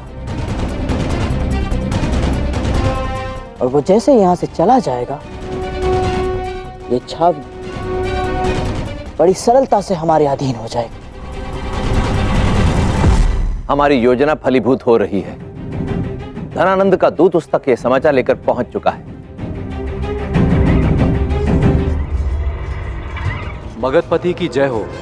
महल से एक आकस्मिक समाचार प्राप्त हुआ है। चंद्रगुप्त की विषकन्याओं ने महल में प्रवेश प्राप्त कर लिया है। वो किस रूप में है, महल में आई कैसे, ये कोई नहीं जानता, किंतु महल के सभी सुरक्षाकर्मी मृत्यु को प्राप्त हो रहे हैं।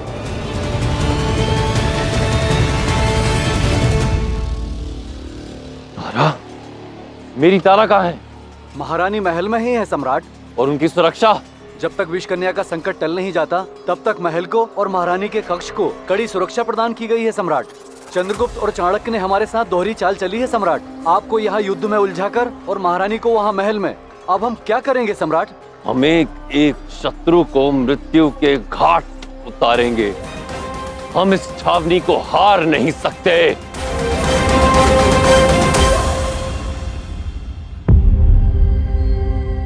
आचार्य, प्रतीत होता है कि विष कन्याओं को महल में भेजने की हमारी योजना विफल हो गई, क्योंकि वो धनानंद तो इस छावनी को छोड़ के ही नहीं जा रहा।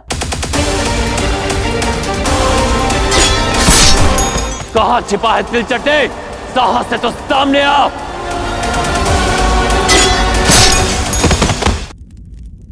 स्थूल, धनानंद अवश्य यहां से जाएगा, तुम बस थोड़ा धैर्य साधो। किंतु चंद्र, तुम इतने विश्वास के साथ ये कैसे कह सकते हो? क्योंकि इस समय धनानंद का प्रेम संकट के घेरे में है, और घृणा और प्रेम के युद्ध में जीत सदैव प्रेम की ही होती है। इसीलिए निश्चित रहो।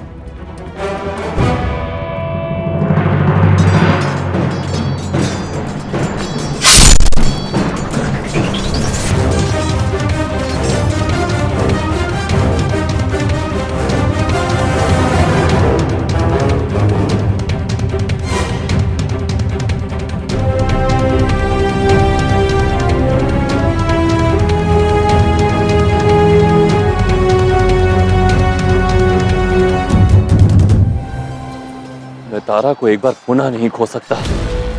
मेरे लिए तारा से बढ़कर कोई नहीं, कुछ भी नहीं। मुझे उसकी सुरक्षा व्यवस्था सुनिश्चित करनी होगी।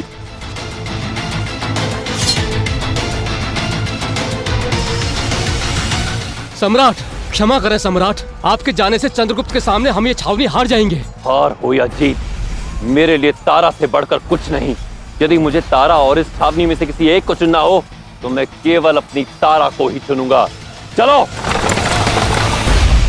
चंद्रगुप्त, अब समय आ गया इस युद्ध का अंत करने का। जी आचार्य। स्थूल, ध्रुवतारा तक एक संदेश भिजवाओ कि यहाँ सब कुशल और मंगल।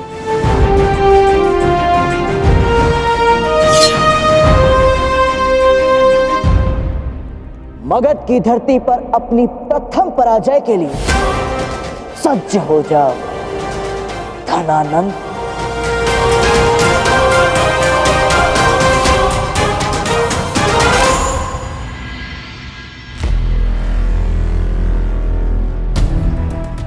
चंद्र का कोई संदेश आया? उनको गए तो लगभग 2 पहर हो चुके, तो अब तक चंद्र का कोई संदेश क्यों नहीं आया? मुझे लगता है कि मुझे स्वयं वहां जाकर चंद्र की सकुशलता का पता लगाना होगा। क्षमा करें महारानी, किंतु आचार्य चाणक्य की ओर से कड़ा निर्देश है कि जब तक कि उनकी ओर से कोई संदेश न आ जाए, आप पिपली वन की राजमहल से बाहर नहीं जा सकती।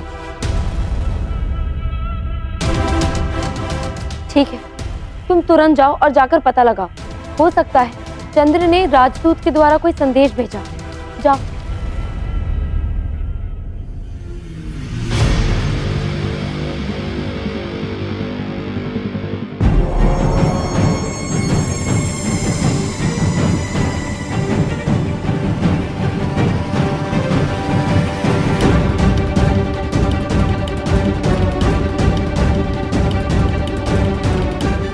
आपका काम हो गया कैरावत जी।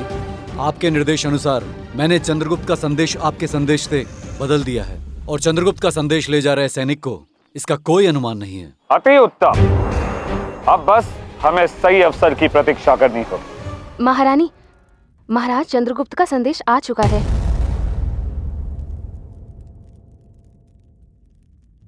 ये संदेश तो स्थूल ने भेजा है। हमने धनानंद की छावनी को जीत लिया है, किंतु धनानंद के प्रहार के कारण चंद्रगुप्त अत्यंत घायल है।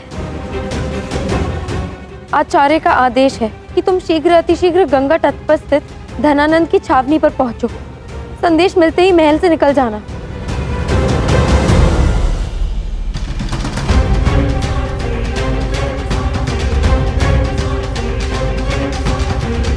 दुर्धरा महल से निकल चुकी है। अब हमें अमात्य को मुक्त कराने से रोकने वाला यहाँ कोई नहीं। चलो।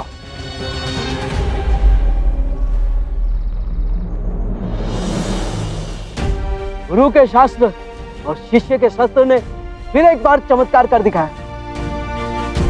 अब धनानंद की ये छावनी हमारी हुई और साथ ही इसी के सारे संसाधन।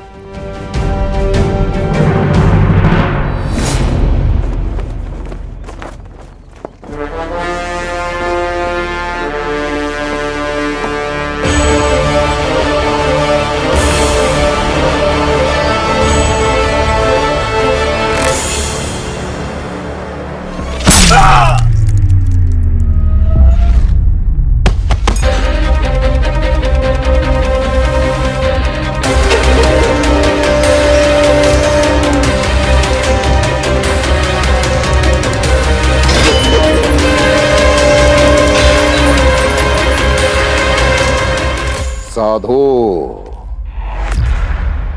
जिस गैर व्रत को मैं आज देख रहा हूं, पता नहीं वो कितने वर्षों से लुप्त था। आज तुमने जो किया वो मगध सेना के गौरवशाली संचालक के अनुरूप किया। मैं महामहिम को अवश्य बताऊंगा कि किस अधम्य साहस से तुमने मुझे मुक्त करवाया। और अब उस चाणक्य और चंद्रगुप्त का बचना असंभव है। हमारे वीर सिपाहियों, मगध की धरती पर यह हमारी पहली जीत है। जिस प्रकार हमने मगध की इस भूमि को स्वतंत्र किया है, उसी प्रकार हमें शीघ्र ही पूरे मगध को स्वतंत्र करना है। और एक बार चंद्रगुप्त जब धनानंद को उसके सिंहासन से विमुख कर देगा, तो हम सब एक साथ मिलकर अपने अखंड भारत के स्वप्न की ओर अग्रसर होंगे। एक देश, एक राजा, चंद्रगुप्त मौर्य। चंद्रगुप्त मौर्य की! चंद्रगुप्त मौर्य की! चंद्रगुप्त मौर्य की! चंद्र,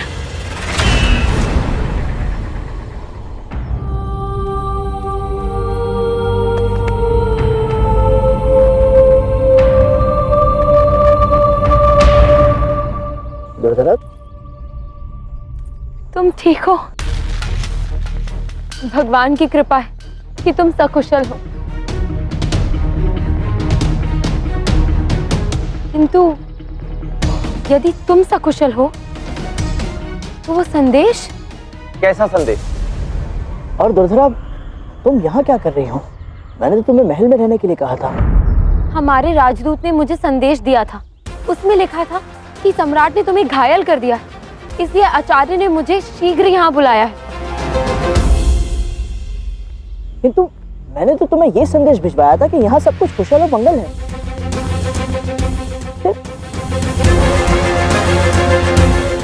अर्थात तुम्हारा संदेश किसी ने बदल दिया। किंतु ऐसा कौन करेगा? गैर व्रत। वो इस युद्ध में धनानंद के साथ नहीं आया चंद्रगुप्त, और तारिणी को भी नहीं पता कि वो कहाँ है। अर्थात गैरव्रत ये समझ गया है कि हमने अमात्य को बंदी बनाकर रखा है और वो उन्हें मुक्त करवाना चाहता है, इसीलिए उसने ये चाल चली। आचार्य, हमें शीघ्र महल लौटना होगा।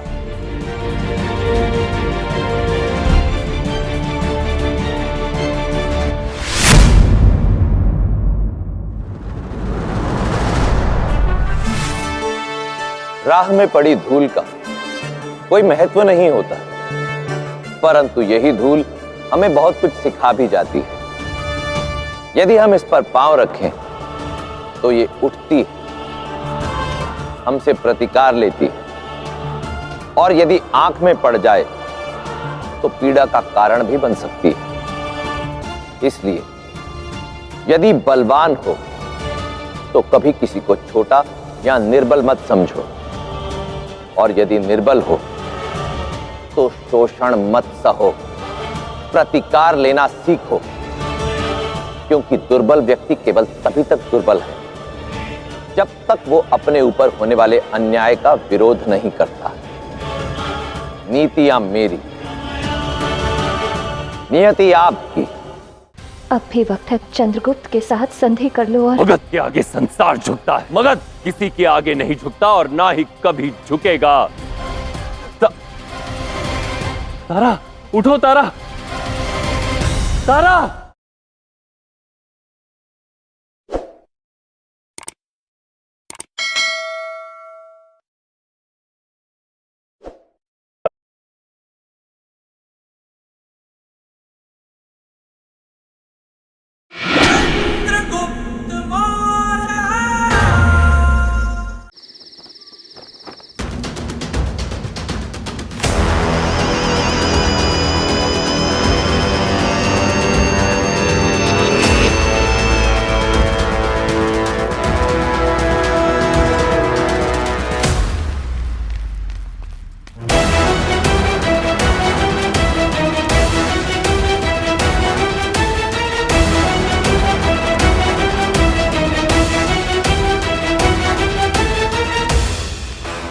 मगधपति की जय हो। महल से एक आकस्मिक समाचार प्राप्त हुआ है। चंद्रगुप्त की विषकन्याओं ने महल में प्रवेश प्राप्त कर लिया है। वो किस रूप में है, महल में आई कैसे, ये कोई नहीं जानता, किंतु महल के सभी सुरक्षाकर्मी मृत्यु को प्राप्त हो रहे हैं। कहीं विषकन्याओं ने मेरी तारा को कोई क्षति तो नहीं पहुंचाई?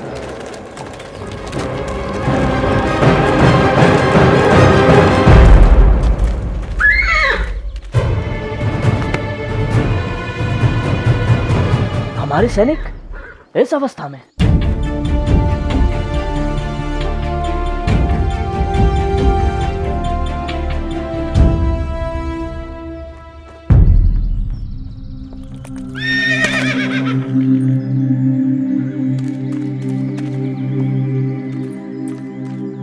क्या वो कैवत था? क्या उसके साथ अमात्य था?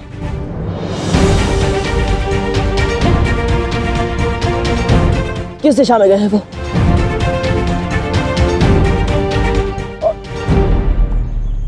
चंद्रगुप्त, तुम इस दिशा से जाओ, हम सब दूसरी दिशाओं से जाकर उसे घेरते। जी आचार्य।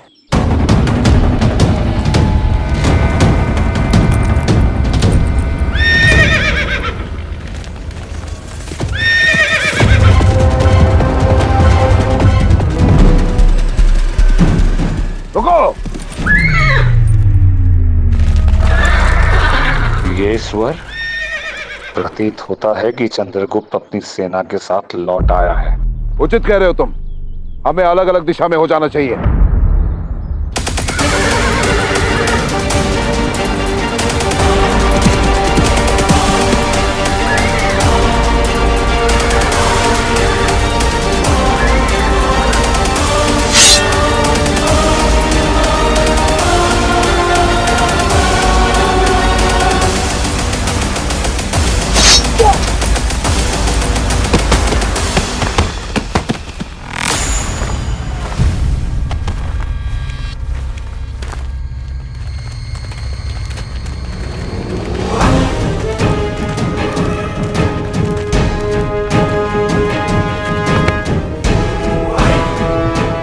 व्रत तुम आगे बढ़ो, इसे तो मैं देख लूंगा। नहीं अमात्य नहीं, मैं इस अवसर को व्यर्थ नहीं गवा सकता। आज आप और मैं मिलकर इस देशद्रोही का अंत कर देते हैं, सारे खेल का ही अंत कर देते हैं। साधु, आप पीछे हटिए अमात्य, मैं आप पर प्रहार नहीं कर सकता। इतने समय पश्चात मिले हो, मैं भी तो देखूं कि तुम्हारे गुरु ने तुम्हें प्रशिक्षण कैसा दिया है।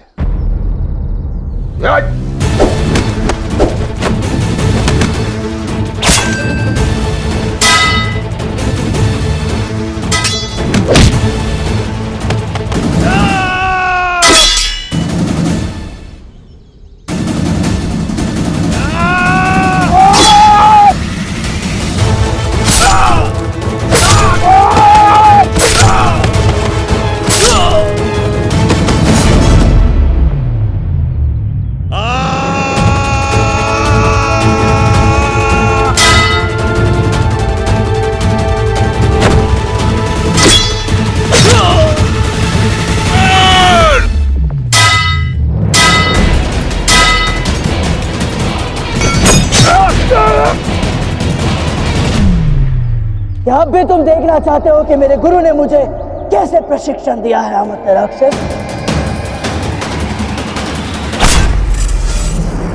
आत्मसमर्पण कर दो अमात्य राक्षस, शीघ्र। नहीं, कभी नहीं।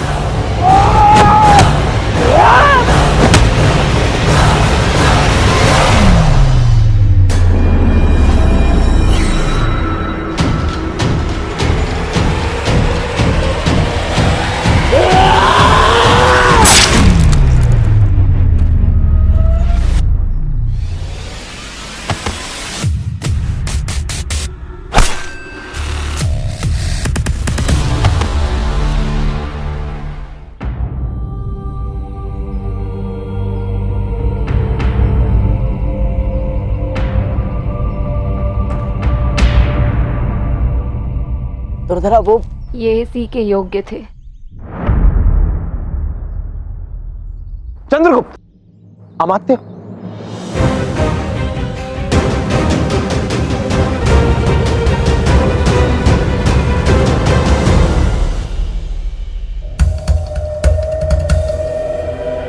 कैरव्रत, तुम्हारी वीर गति व्यर्थ नहीं जाएगी।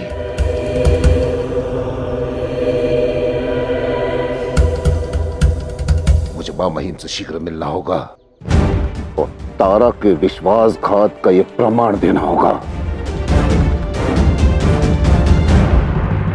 यदि अमात्य महल में पहुंच गए तो सम्राट के समक्ष तारिणी का सत्य प्रकट हो जाएगा।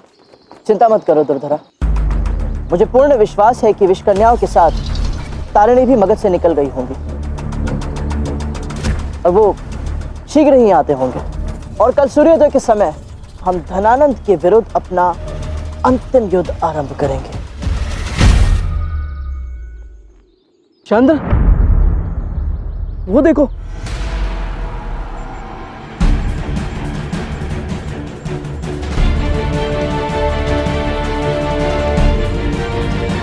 तारिणी कहाँ है? उसने तो कहा था कि वो महल से तुम्हारे साथ निकलेगी। तारिणी अभी कुछ समय और महल में रहेगी। क्या? किंतु क्यों? हमें सूचना मिली थी कि धनानंद किसी भी क्षण महल लौट सकते हैं।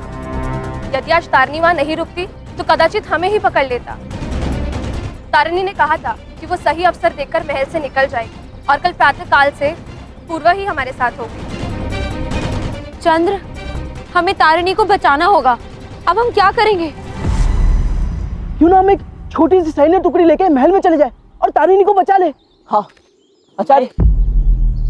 चंद्रगुप्त, कल से हम अपने जीवन का सबसे बड़ा, सबसे महत्वपूर्ण युद्ध आरंभ करने जा रहे हैं। इसलिए हमारा सारा ध्यान केवल उस युद्ध की ओर केंद्रित होना चाहिए। रही बात तारिणी की, तो मत भूलो कि वो भी एक योद्धा है, अपना ध्यान स्वयं रख सकती है। और यदि उसने कहा है कि वो कल प्रातःकाल हमें आकर मिलेगी, तो हमें उसकी बात पर विश्वास करना होगा। परंतु कल तक सारा ध्यान केवल युद्ध की ओर केंद्रित करना होगा।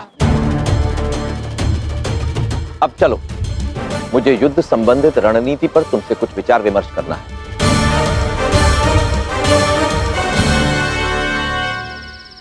उस चंद्रगुप्त की विषकन्याओं ने तुम्हें क्षति तो नहीं पहुंचाई? मैं ठीक हूं धनानंद, किंतु देखो ना, शत्रु हमारे महल तक आ पहुंचे।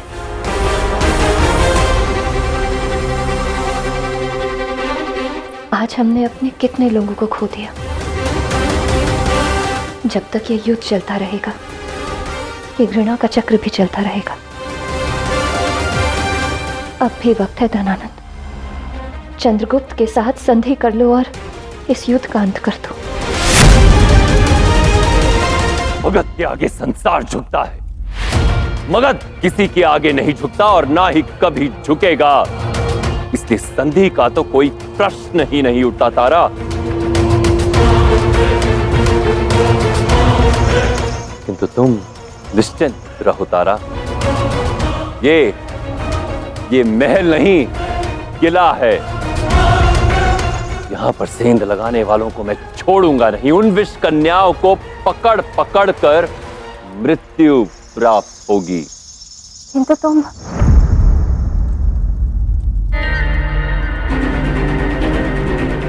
तारा,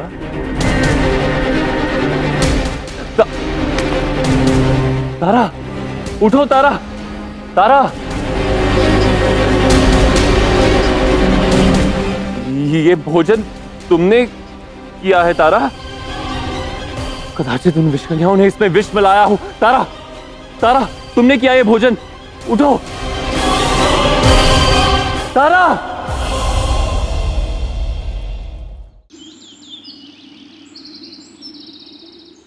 तुम सब के सब किसी काम के नहीं हो। तुम्हारे होते हुए तुम्हारी आंखों में धूल झोंककर वो विषकन्याएं महल के भीतर आ गई और तारा के भोजन में विष मिला दिया।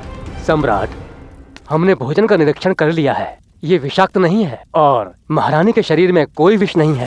तो अब तक तारा की मूर्छा टूटी क्यों नहीं राजवैद्य? अवश्य आप औषधि सही मात्रा में नहीं दे रहे होंगे।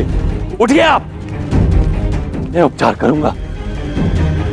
लाइए, दीजिए मुझे औषधि। किंतु सम्राट, हमने महारानी को सभी औषधियां सही मात्रा में दे दी हैं। अब और अधिक औषधि देना इनके लिए हानिकारक हो सकता है। किंतु आपके उपचार में अवश्य कोई कमी है राजवैद्य, अन्यथा तारा की मूर्छा अब तक टूट गई होती। आप इसे ठीक कीजिए राजवैद्य, आप इसे ठीक कीजिए। तारा, तारा उठो। तारा, व्यवधान के लिए क्षमा चाहता हूं सम्राट, किंतु एक दुखद समाचार आया है।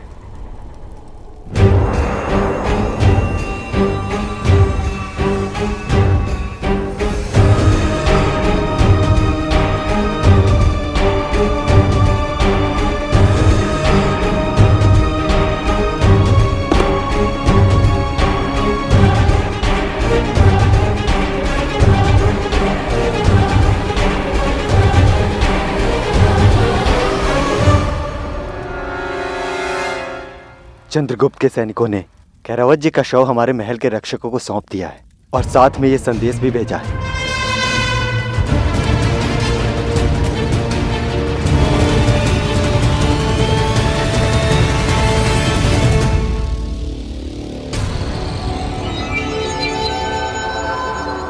धनानंद, तुम्हारे अंतिम भाई का शव मैं तुम्हें सौंप रहा हूं।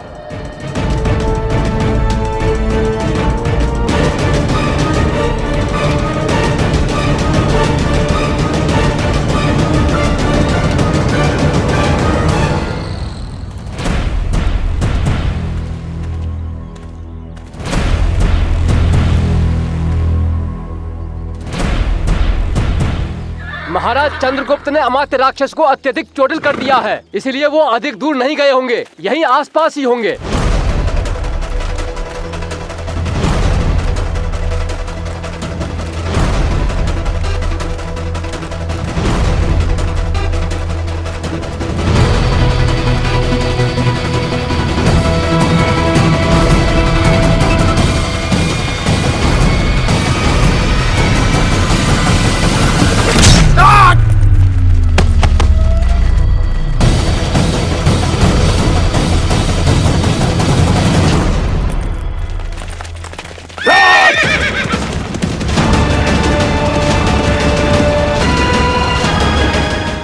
राक्षस आपके सबसे बड़े विश्वासघाती का सत्य प्रकट करने आ रहा है महामहिम।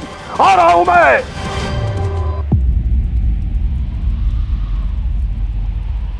तुम्हारे अतिरिक्त अब मेरा कोई नहीं है तारा। मेरे सारे भाई मृत्यु को प्राप्त हो चुके। मेरी प्यारी बहन दुर्धरा ने मेरा त्याग कर दिया है और मेरे जीवन के हर उतार चढ़ाव में मेरा साथ देने वाले अमात्य की भी कोई सूचना नहीं। अब तुम मुझे छोड़कर नहीं जा सकती तारा।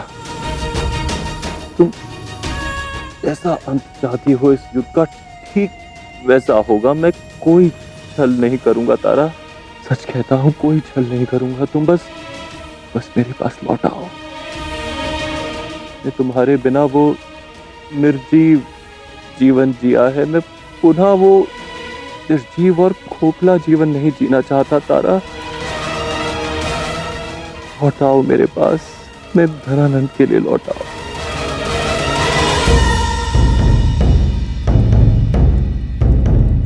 सावधान सावधान सावधान! भगतपति सम्राट धनानंद के परम शत्रु चंद्रगुप्त मौर्य और विष्णुगुप्त चाणक्य ने मगध के विरुद्ध युद्ध की घोषणा कर दी है। सावधान सावधान सावधान! सम्राट, महामात्य की कोई सूचना मिली? अभी तक तो नहीं सम्राट, परंतु हमारे सैनिक उन्हें ढूंढ रहे हैं। हमारे सभी सैनिकों को यहां पर बुला लो। अब महामाते की खोज नहीं, केवल युद्ध होगा।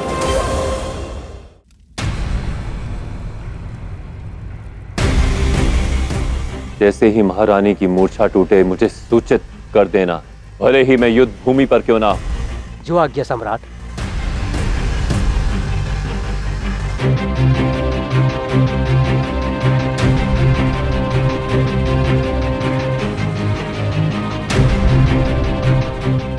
मैं अपने कहे एक एक शब्द पर अटल हूं तारा।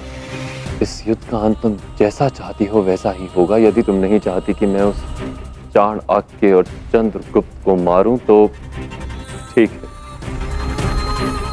मैं उन्हें नहीं मारूंगा। बस तुम मेरे पास पुनः लौट आओ। दूसरों की भांति मुझे छोड़कर मत जाना।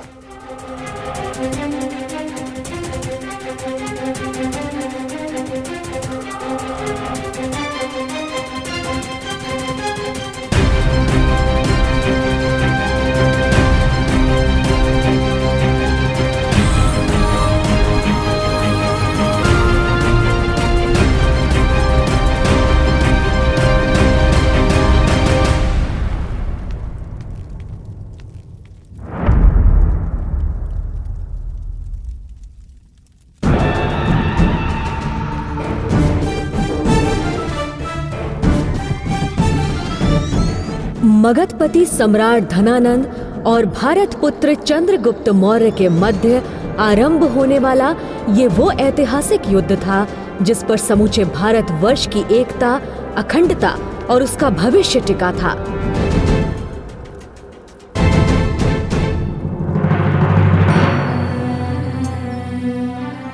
चंद्र, आज जो ध्वज आज पीपली वन के महल में लहरा रही, वही ध्वजा बस मुझे भारतवर्ष में लहरानी है।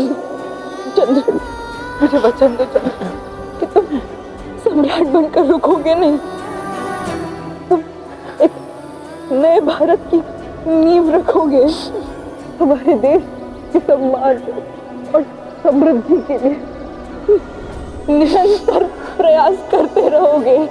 वचन देता हूँ माँ कि जब तक मेरी दमड़ियों में आपका लहू बहेगा तब तक मैं मातृभूमि के प्रति अपने हर कर्तव्य को पूरी निष्ठा के साथ निभाऊंगा।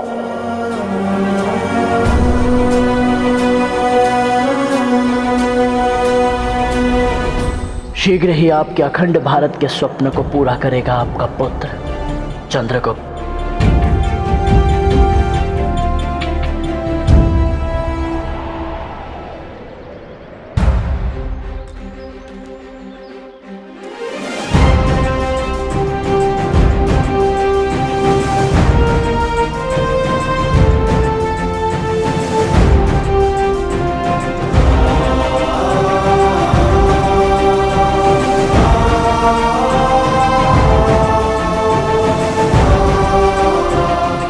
सज्ज हो चंद्रगुप्त।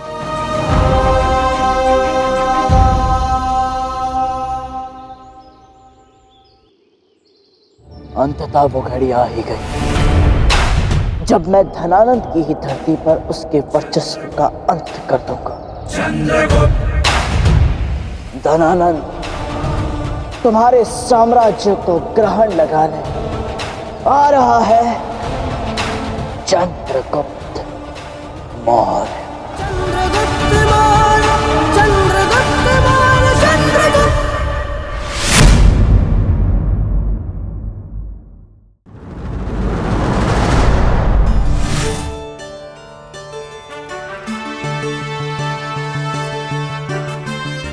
ये दर्पण देख रहे हैं आप? यदि मैं इसे निरंतर स्वच्छ करता रहूंगा तो इसमें अपनी छवि स्पष्ट देख पाऊंगा, परंतु यदि इसी दर्पण पर मैं कालिख मल दूं तो स्वयं अपना प्रतिबिंब ही नहीं देख पाऊंगा इसमें।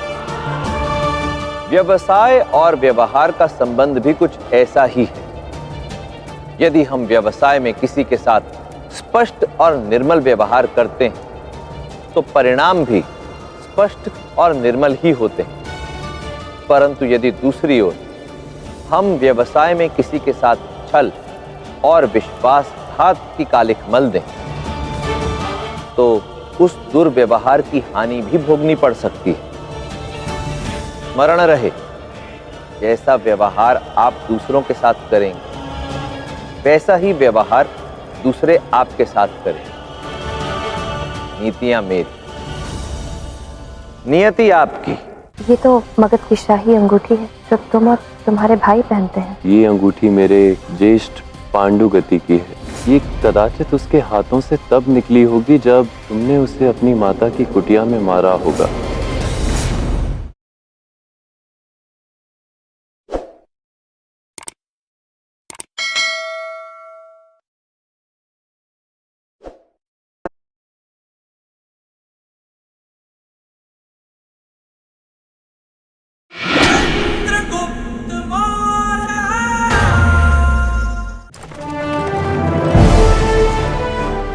चंद्रगुप्त के समर्थन में जहां एक और पौरव राष्ट्र तक्षशिला, पीपलीवन से लेकर सिंध और पंजाब की क्षेत्रीय जनजातियों की सेनाएं जुड़ रही थीं, वहीं दूसरी ओर धनानंद, जिसके अधीन 14 जनपद हुआ करते थे, वो आज था एकदम अकेला।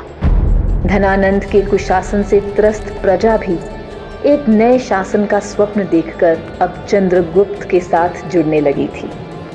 धनानंद जैसे दुष्ट शासक की मुट्ठी से अपनी मातृभूमि को मुक्त कराने के लिए जितने हाथ शस्त्र उठाना चाहते हैं सबका स्वागत है, क्योंकि यह युद्ध नहीं धर्म युद्ध है। अराजकता के विरुद्ध, स्वतंत्रता के विरुद्ध, मातृभूमि के लिए, अखंड भारत के लिए।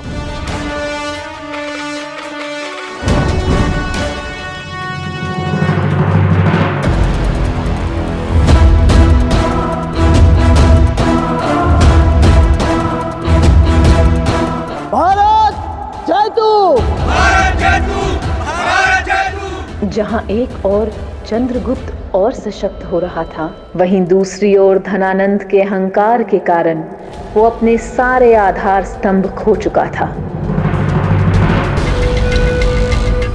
अधर्म के पथ पर आज वो असहाय और अकेला खड़ा था, किंतु फिर भी वो युद्ध के लिए सज्ज था, क्योंकि मगधपति के लिए उसके सिंहासन से अधिक महत्वपूर्ण इस संसार में और कुछ नहीं था। उस दिन ना चाहते हुए भी धनानंद को अपने अतीत का वो घटनाक्रम स्मरण हो रहा था जो कदाचित आज इस युद्ध का कारण था। तेरे अखंड भारत की सोच के दमन के लिए ही मैंने इस सभा का सृजन किया, ताकि तेरे साथ साथ यहाँ हर कोई ये देख ले कि मैं धनानंद एक विशाल तेजस्वी महानदी हूँ और तू केवल एक माटी का कण है जो किनारे पर रहकर मेरी चरण वंदना तो कर सकता है, किंतु यदि मार्ग में आया तो बहा दिया जाएगा। किस शिखा का तूने आज अपमान किया, मैं उसी शिखा की शपथ लेता हूं कि तेरे नंद वंश का समूल नाश कर दूंगा। धनानंद, तुझे इस सिंहासन से उखाड़ कर यहाँ एक योग्य शासक को बिठाऊंगा, वर्षों पूर्व जिसे धनानंद ने एक तुच्छ सा तिनका समझा था, वही आज एक अटल चट्टान बनकर धनानंद के साम्राज्य को ललकारने आ पहुंचा था, अपने शिष्य चंद्रगुप्त के साथ। चंद्र, तारिणी की अब तक कोई सूचना नहीं आई और अब तक तो उसे हमारे साथ आ जाना चाहिए था। युद्ध किसी की प्रतीक्षा नहीं करता स्थूलभद्र। आचार्य, आप इतने कठोर कैसे हो सकते हैं? इस युद्ध में तारिणी ने हमारी बहुत सहायता की, उसके सहयोग के बिना हम यहाँ तक नहीं पहुँच सकते थे। उसकी रक्षा करना हमारा कर्तव्य है, उसे सुरक्षित महल से निकालना हमें सुनिश्चित करना होगा। चंद्र, तुम ही समझाओ ना आचार्य को। तुम सबकी भांति मैं भी चाहता हूँ कि तारिणी यहाँ सकुशल लौटा है, किंतु आचार्य का कथन भी सही है। अब इस युद्ध चक्र को किसी के लिए भी रोकना असंभव, क्योंकि इस युद्ध में हमारे भारत का भविष्य और हमारी स्वतंत्रता दांव पर लगी, उसके आगे कुछ नहीं। यदि तारिणी को बचाने में हमसे एक भी भूल हुई तो युद्ध का सारा पासा पलट जाएगा। अब जो परिस्थितियां हमारे अनुरूप है वो हमारे विरुद्ध हो सकती है, इसलिए इस समय तारिणी के लिए हम केवल ईश्वर से प्रार्थना कर सकते हैं कि वो सकुशल हमारे पास लौटा है। युद्ध का उद्घोष किया जाए।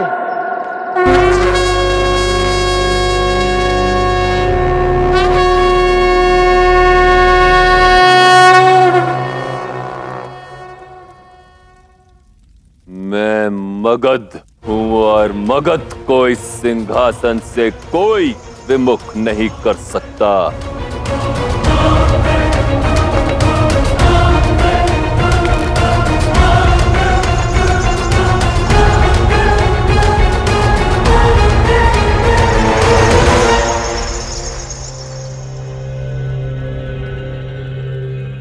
महारानी, आप विश्राम कीजिए। आपको आराम की आवश्यकता है। धनानंद कहाँ है? सम्राट युद्ध के लिए सज्ज हो रहे हैं। चंद्रगुप्त अपनी सेना के साथ मगध की सीमा पर आ पहुंचा है। मुझे शीघ्र, अति शीघ्र महल से निकलना होगा। चंद्रगुप्त और अन्य सभी मेरी राह देखते होंगे।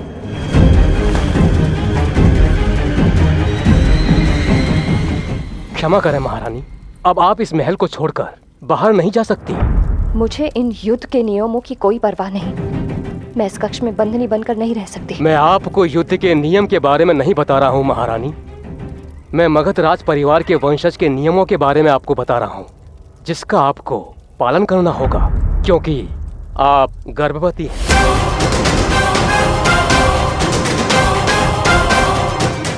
अतः मगध वंशज के नियमानुसार जब तक आप इस शिशु को जन्म नहीं दे देती, तब तक आप इस महल के बाहर नहीं जा सकती। सम्राट का आदेश था कि जब आपकी मूर्छा टूटे, उन्हें शीघ्र सूचित किया जाए। मैं अब इस सूचना के साथ शुभ समाचार देकर आता हूँ। रुकिए राजवैद, आप ऐसा ना करें। सम्राट को ये समाचार मैं स्वयं दूंगी, और ये आपकी महारानी का आदेश है। आपके आदेश का पालन होगा महारानी, किंतु आपके स्वास्थ्य की सूचना सम्राट को मुझे देनी ही होगी। वे आपके लिए अत्यंत चिंतित हैं।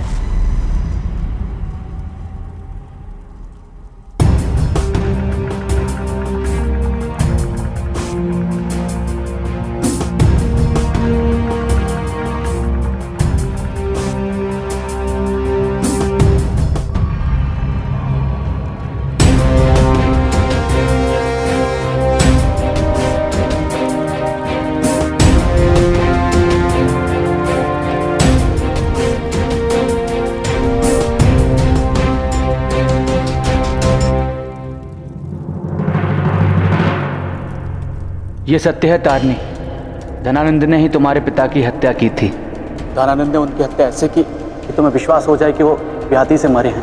ये लीजिए पापा।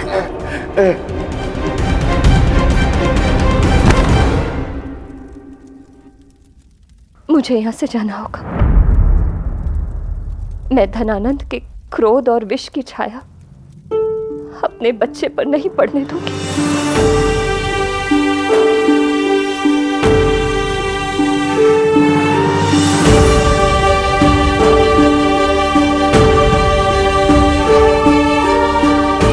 भाग्य की विडंबना देखो धनानंद, आज हमारे मिलन से एक जीवन का सृजन होने जा रहा है, और मैं इस जीवन को तुमसे दूर, बहुत दूर रखना चाहती।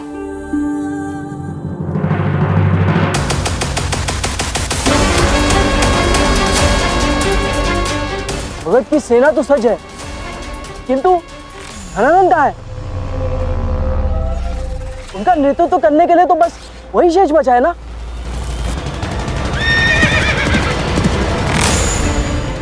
प्रतीत होता है कि धनानंद आ रहा है। सैनिकों, सज्ज हो जाओ।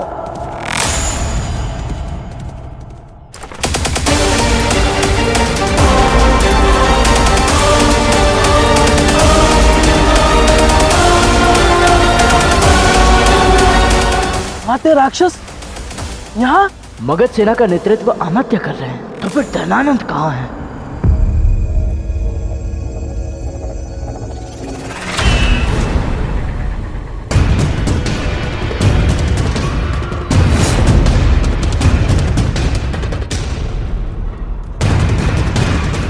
मुझे लगा तुम युद्ध के लिए निकल चुके हो। जा ही रहा था, किंतु मुझे सूचना मिली कि तुम्हारी मूर्छा टूट गई है और तुम स्वस्थ हो। इसीलिए कुछ क्षण तुम्हारे साथ व्यतीत करने चला है। आओ।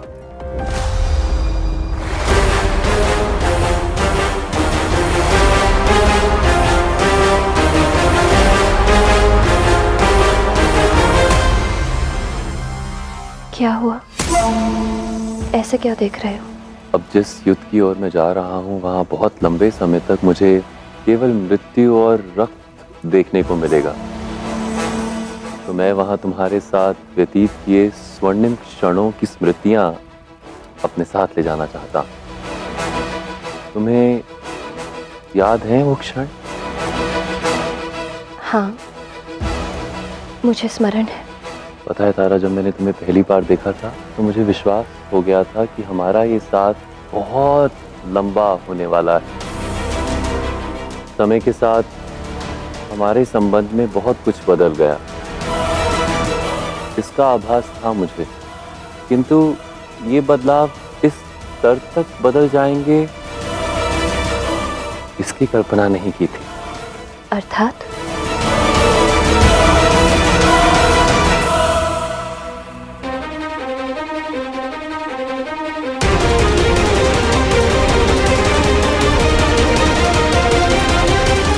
ये तो मगध की शाही अंगूठी है जो तुम और तुम्हारे भाई पहनते हैं। किंतु ये अंगूठी मेरे कौन से ज्येष्ठ की है जानती हो? ये अंगूठी मेरे ज्येष्ठ पांडुगति की है।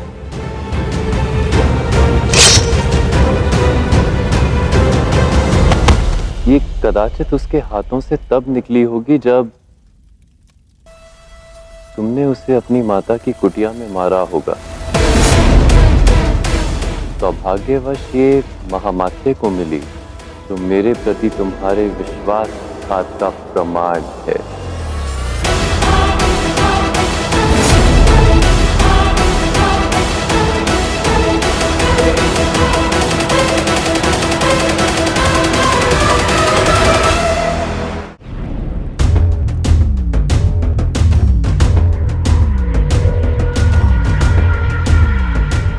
ये कक्ष देख रही हो? मैंने हमारे विवाह के समय विशेष रूप से तुम्हारे लिए बनवाया था। इसका एक एक कोना कारीगरों ने तुम्हारी पसंद को ध्यान में रखकर तराशा है। यहाँ पर पड़ी प्रत्येक वस्तु तुम्हारे पसंद अनुसार बनवाई गई। मैंने सोचा था कि इस कक्ष से हम अपने जीवन का नया आरंभ करेंगे। ये कक्ष उस भविष्य का मुख्य द्वार होगा जो अब मुझे नहीं दिखाई दे रहा तारा। वो तुम ही थी, आरंभ से तुम ही थी जिसने मेरे साथ विश्वासघात किया। लोग सही कहते हैं कि प्रेम में व्यक्ति अंधा हो जाता है, और मैं तुम्हारे प्रेम में अंधा हो गया। महामात्य ने कई बार मुझसे कहा कि तुम मेरे साथ विश्वासघात कर रही हो, मेरे शत्रुओं के साथ मिलकर मेरे विरुद्ध षड्यंत्र रच रही हो, किंतु मैंने उनकी एक नहीं सुनी। तुम मेरे पास उस दिल चट्टे और चाणक्य की गुप्तचर बनकर आई और मुझसे कहा, इतने समय तक थी कहा तुम? मैं अपनी माँ से मिलने गई थी, उन्हें ये बताने कि मैं कुछ समय और मगध में रहने वाली हूँ।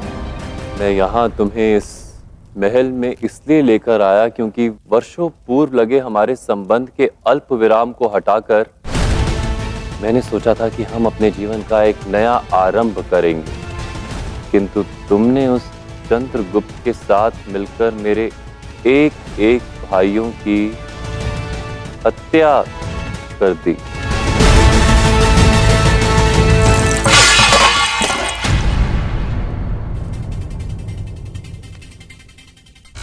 तुमने दशा सिद्धिका के हाथों अंबी कुमार की हत्या करवाई और फिर तुमने ज्येष्ठ दशा सिद्धिका को मेरे ही हाथों मरवाया।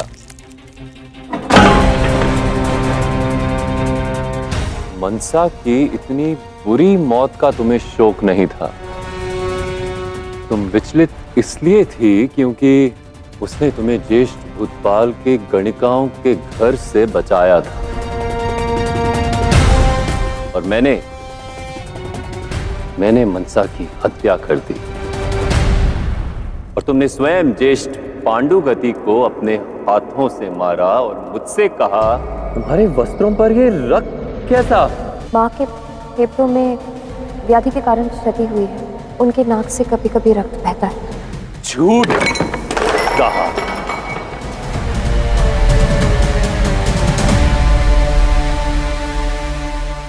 मैंने फिर भी तुम्हारा विश्वास किया। ज्येष्ठ पांडु को उसके अंत तक तुमने लाकर खड़ा कर दिया और साथ ही मेरे स्वर्ण की खान पर विजय दिलाने में तुमने उस दिलचट्टे की सहायता की। इतना ही नहीं, वो तुम ही थी जिसने विषकन्याओं को इस महल में प्रवेश दिलवाया, क्योंकि तुम जानती थी कि मैं गंगा तट की छावनी को नहीं, तुम्हें बचाने अवश्य आऊंगा। और वो तुम ही थी जिसने मेरे विश्वस्त महामात्य को मुझसे दूर किया और उन्हें उस चंद्रगुप्त और चाणक्य का बंधक बनवा दिया।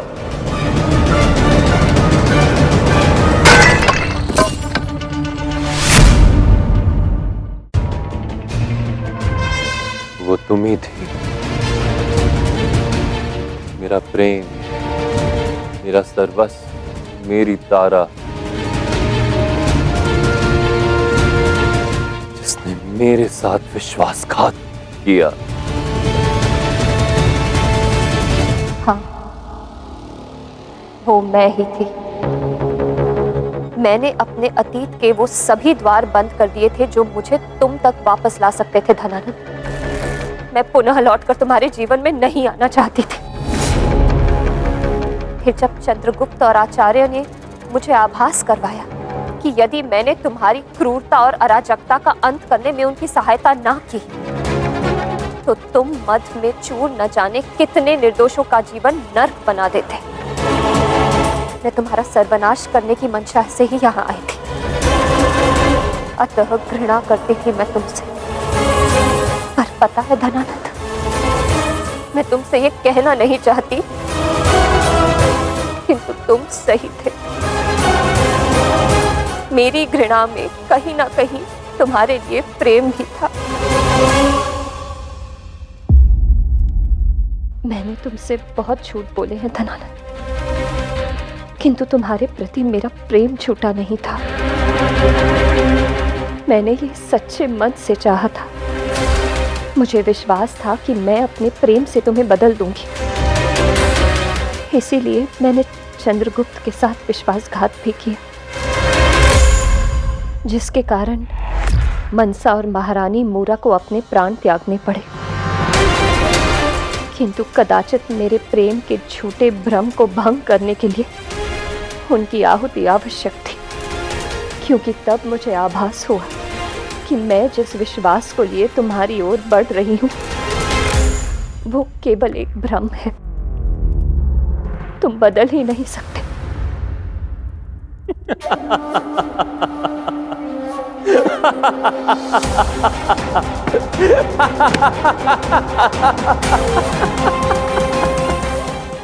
जानती हो मैं इतना हंस क्यों रहा हूं?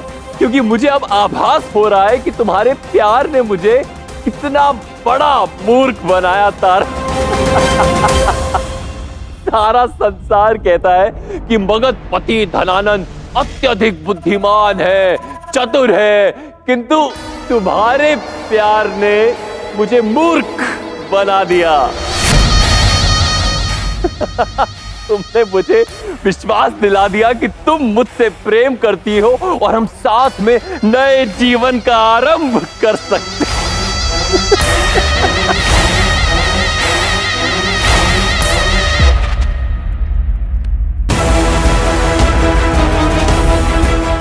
क्यों तुमने ऐसा किया तारा?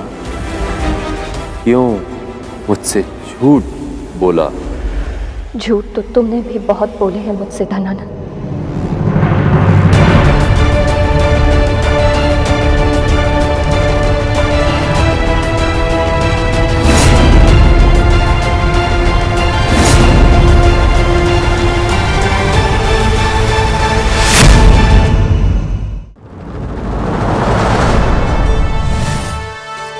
ये दो मुद्राएं देखते हैं आप, देखने में बिल्कुल एक समान, परंतु इनमें से ये मुद्रा स्वर्ण से बनी हुई और ये तांबे से। इस पर केवल स्वर्ण का पानी मात्र चढ़ा हुआ है।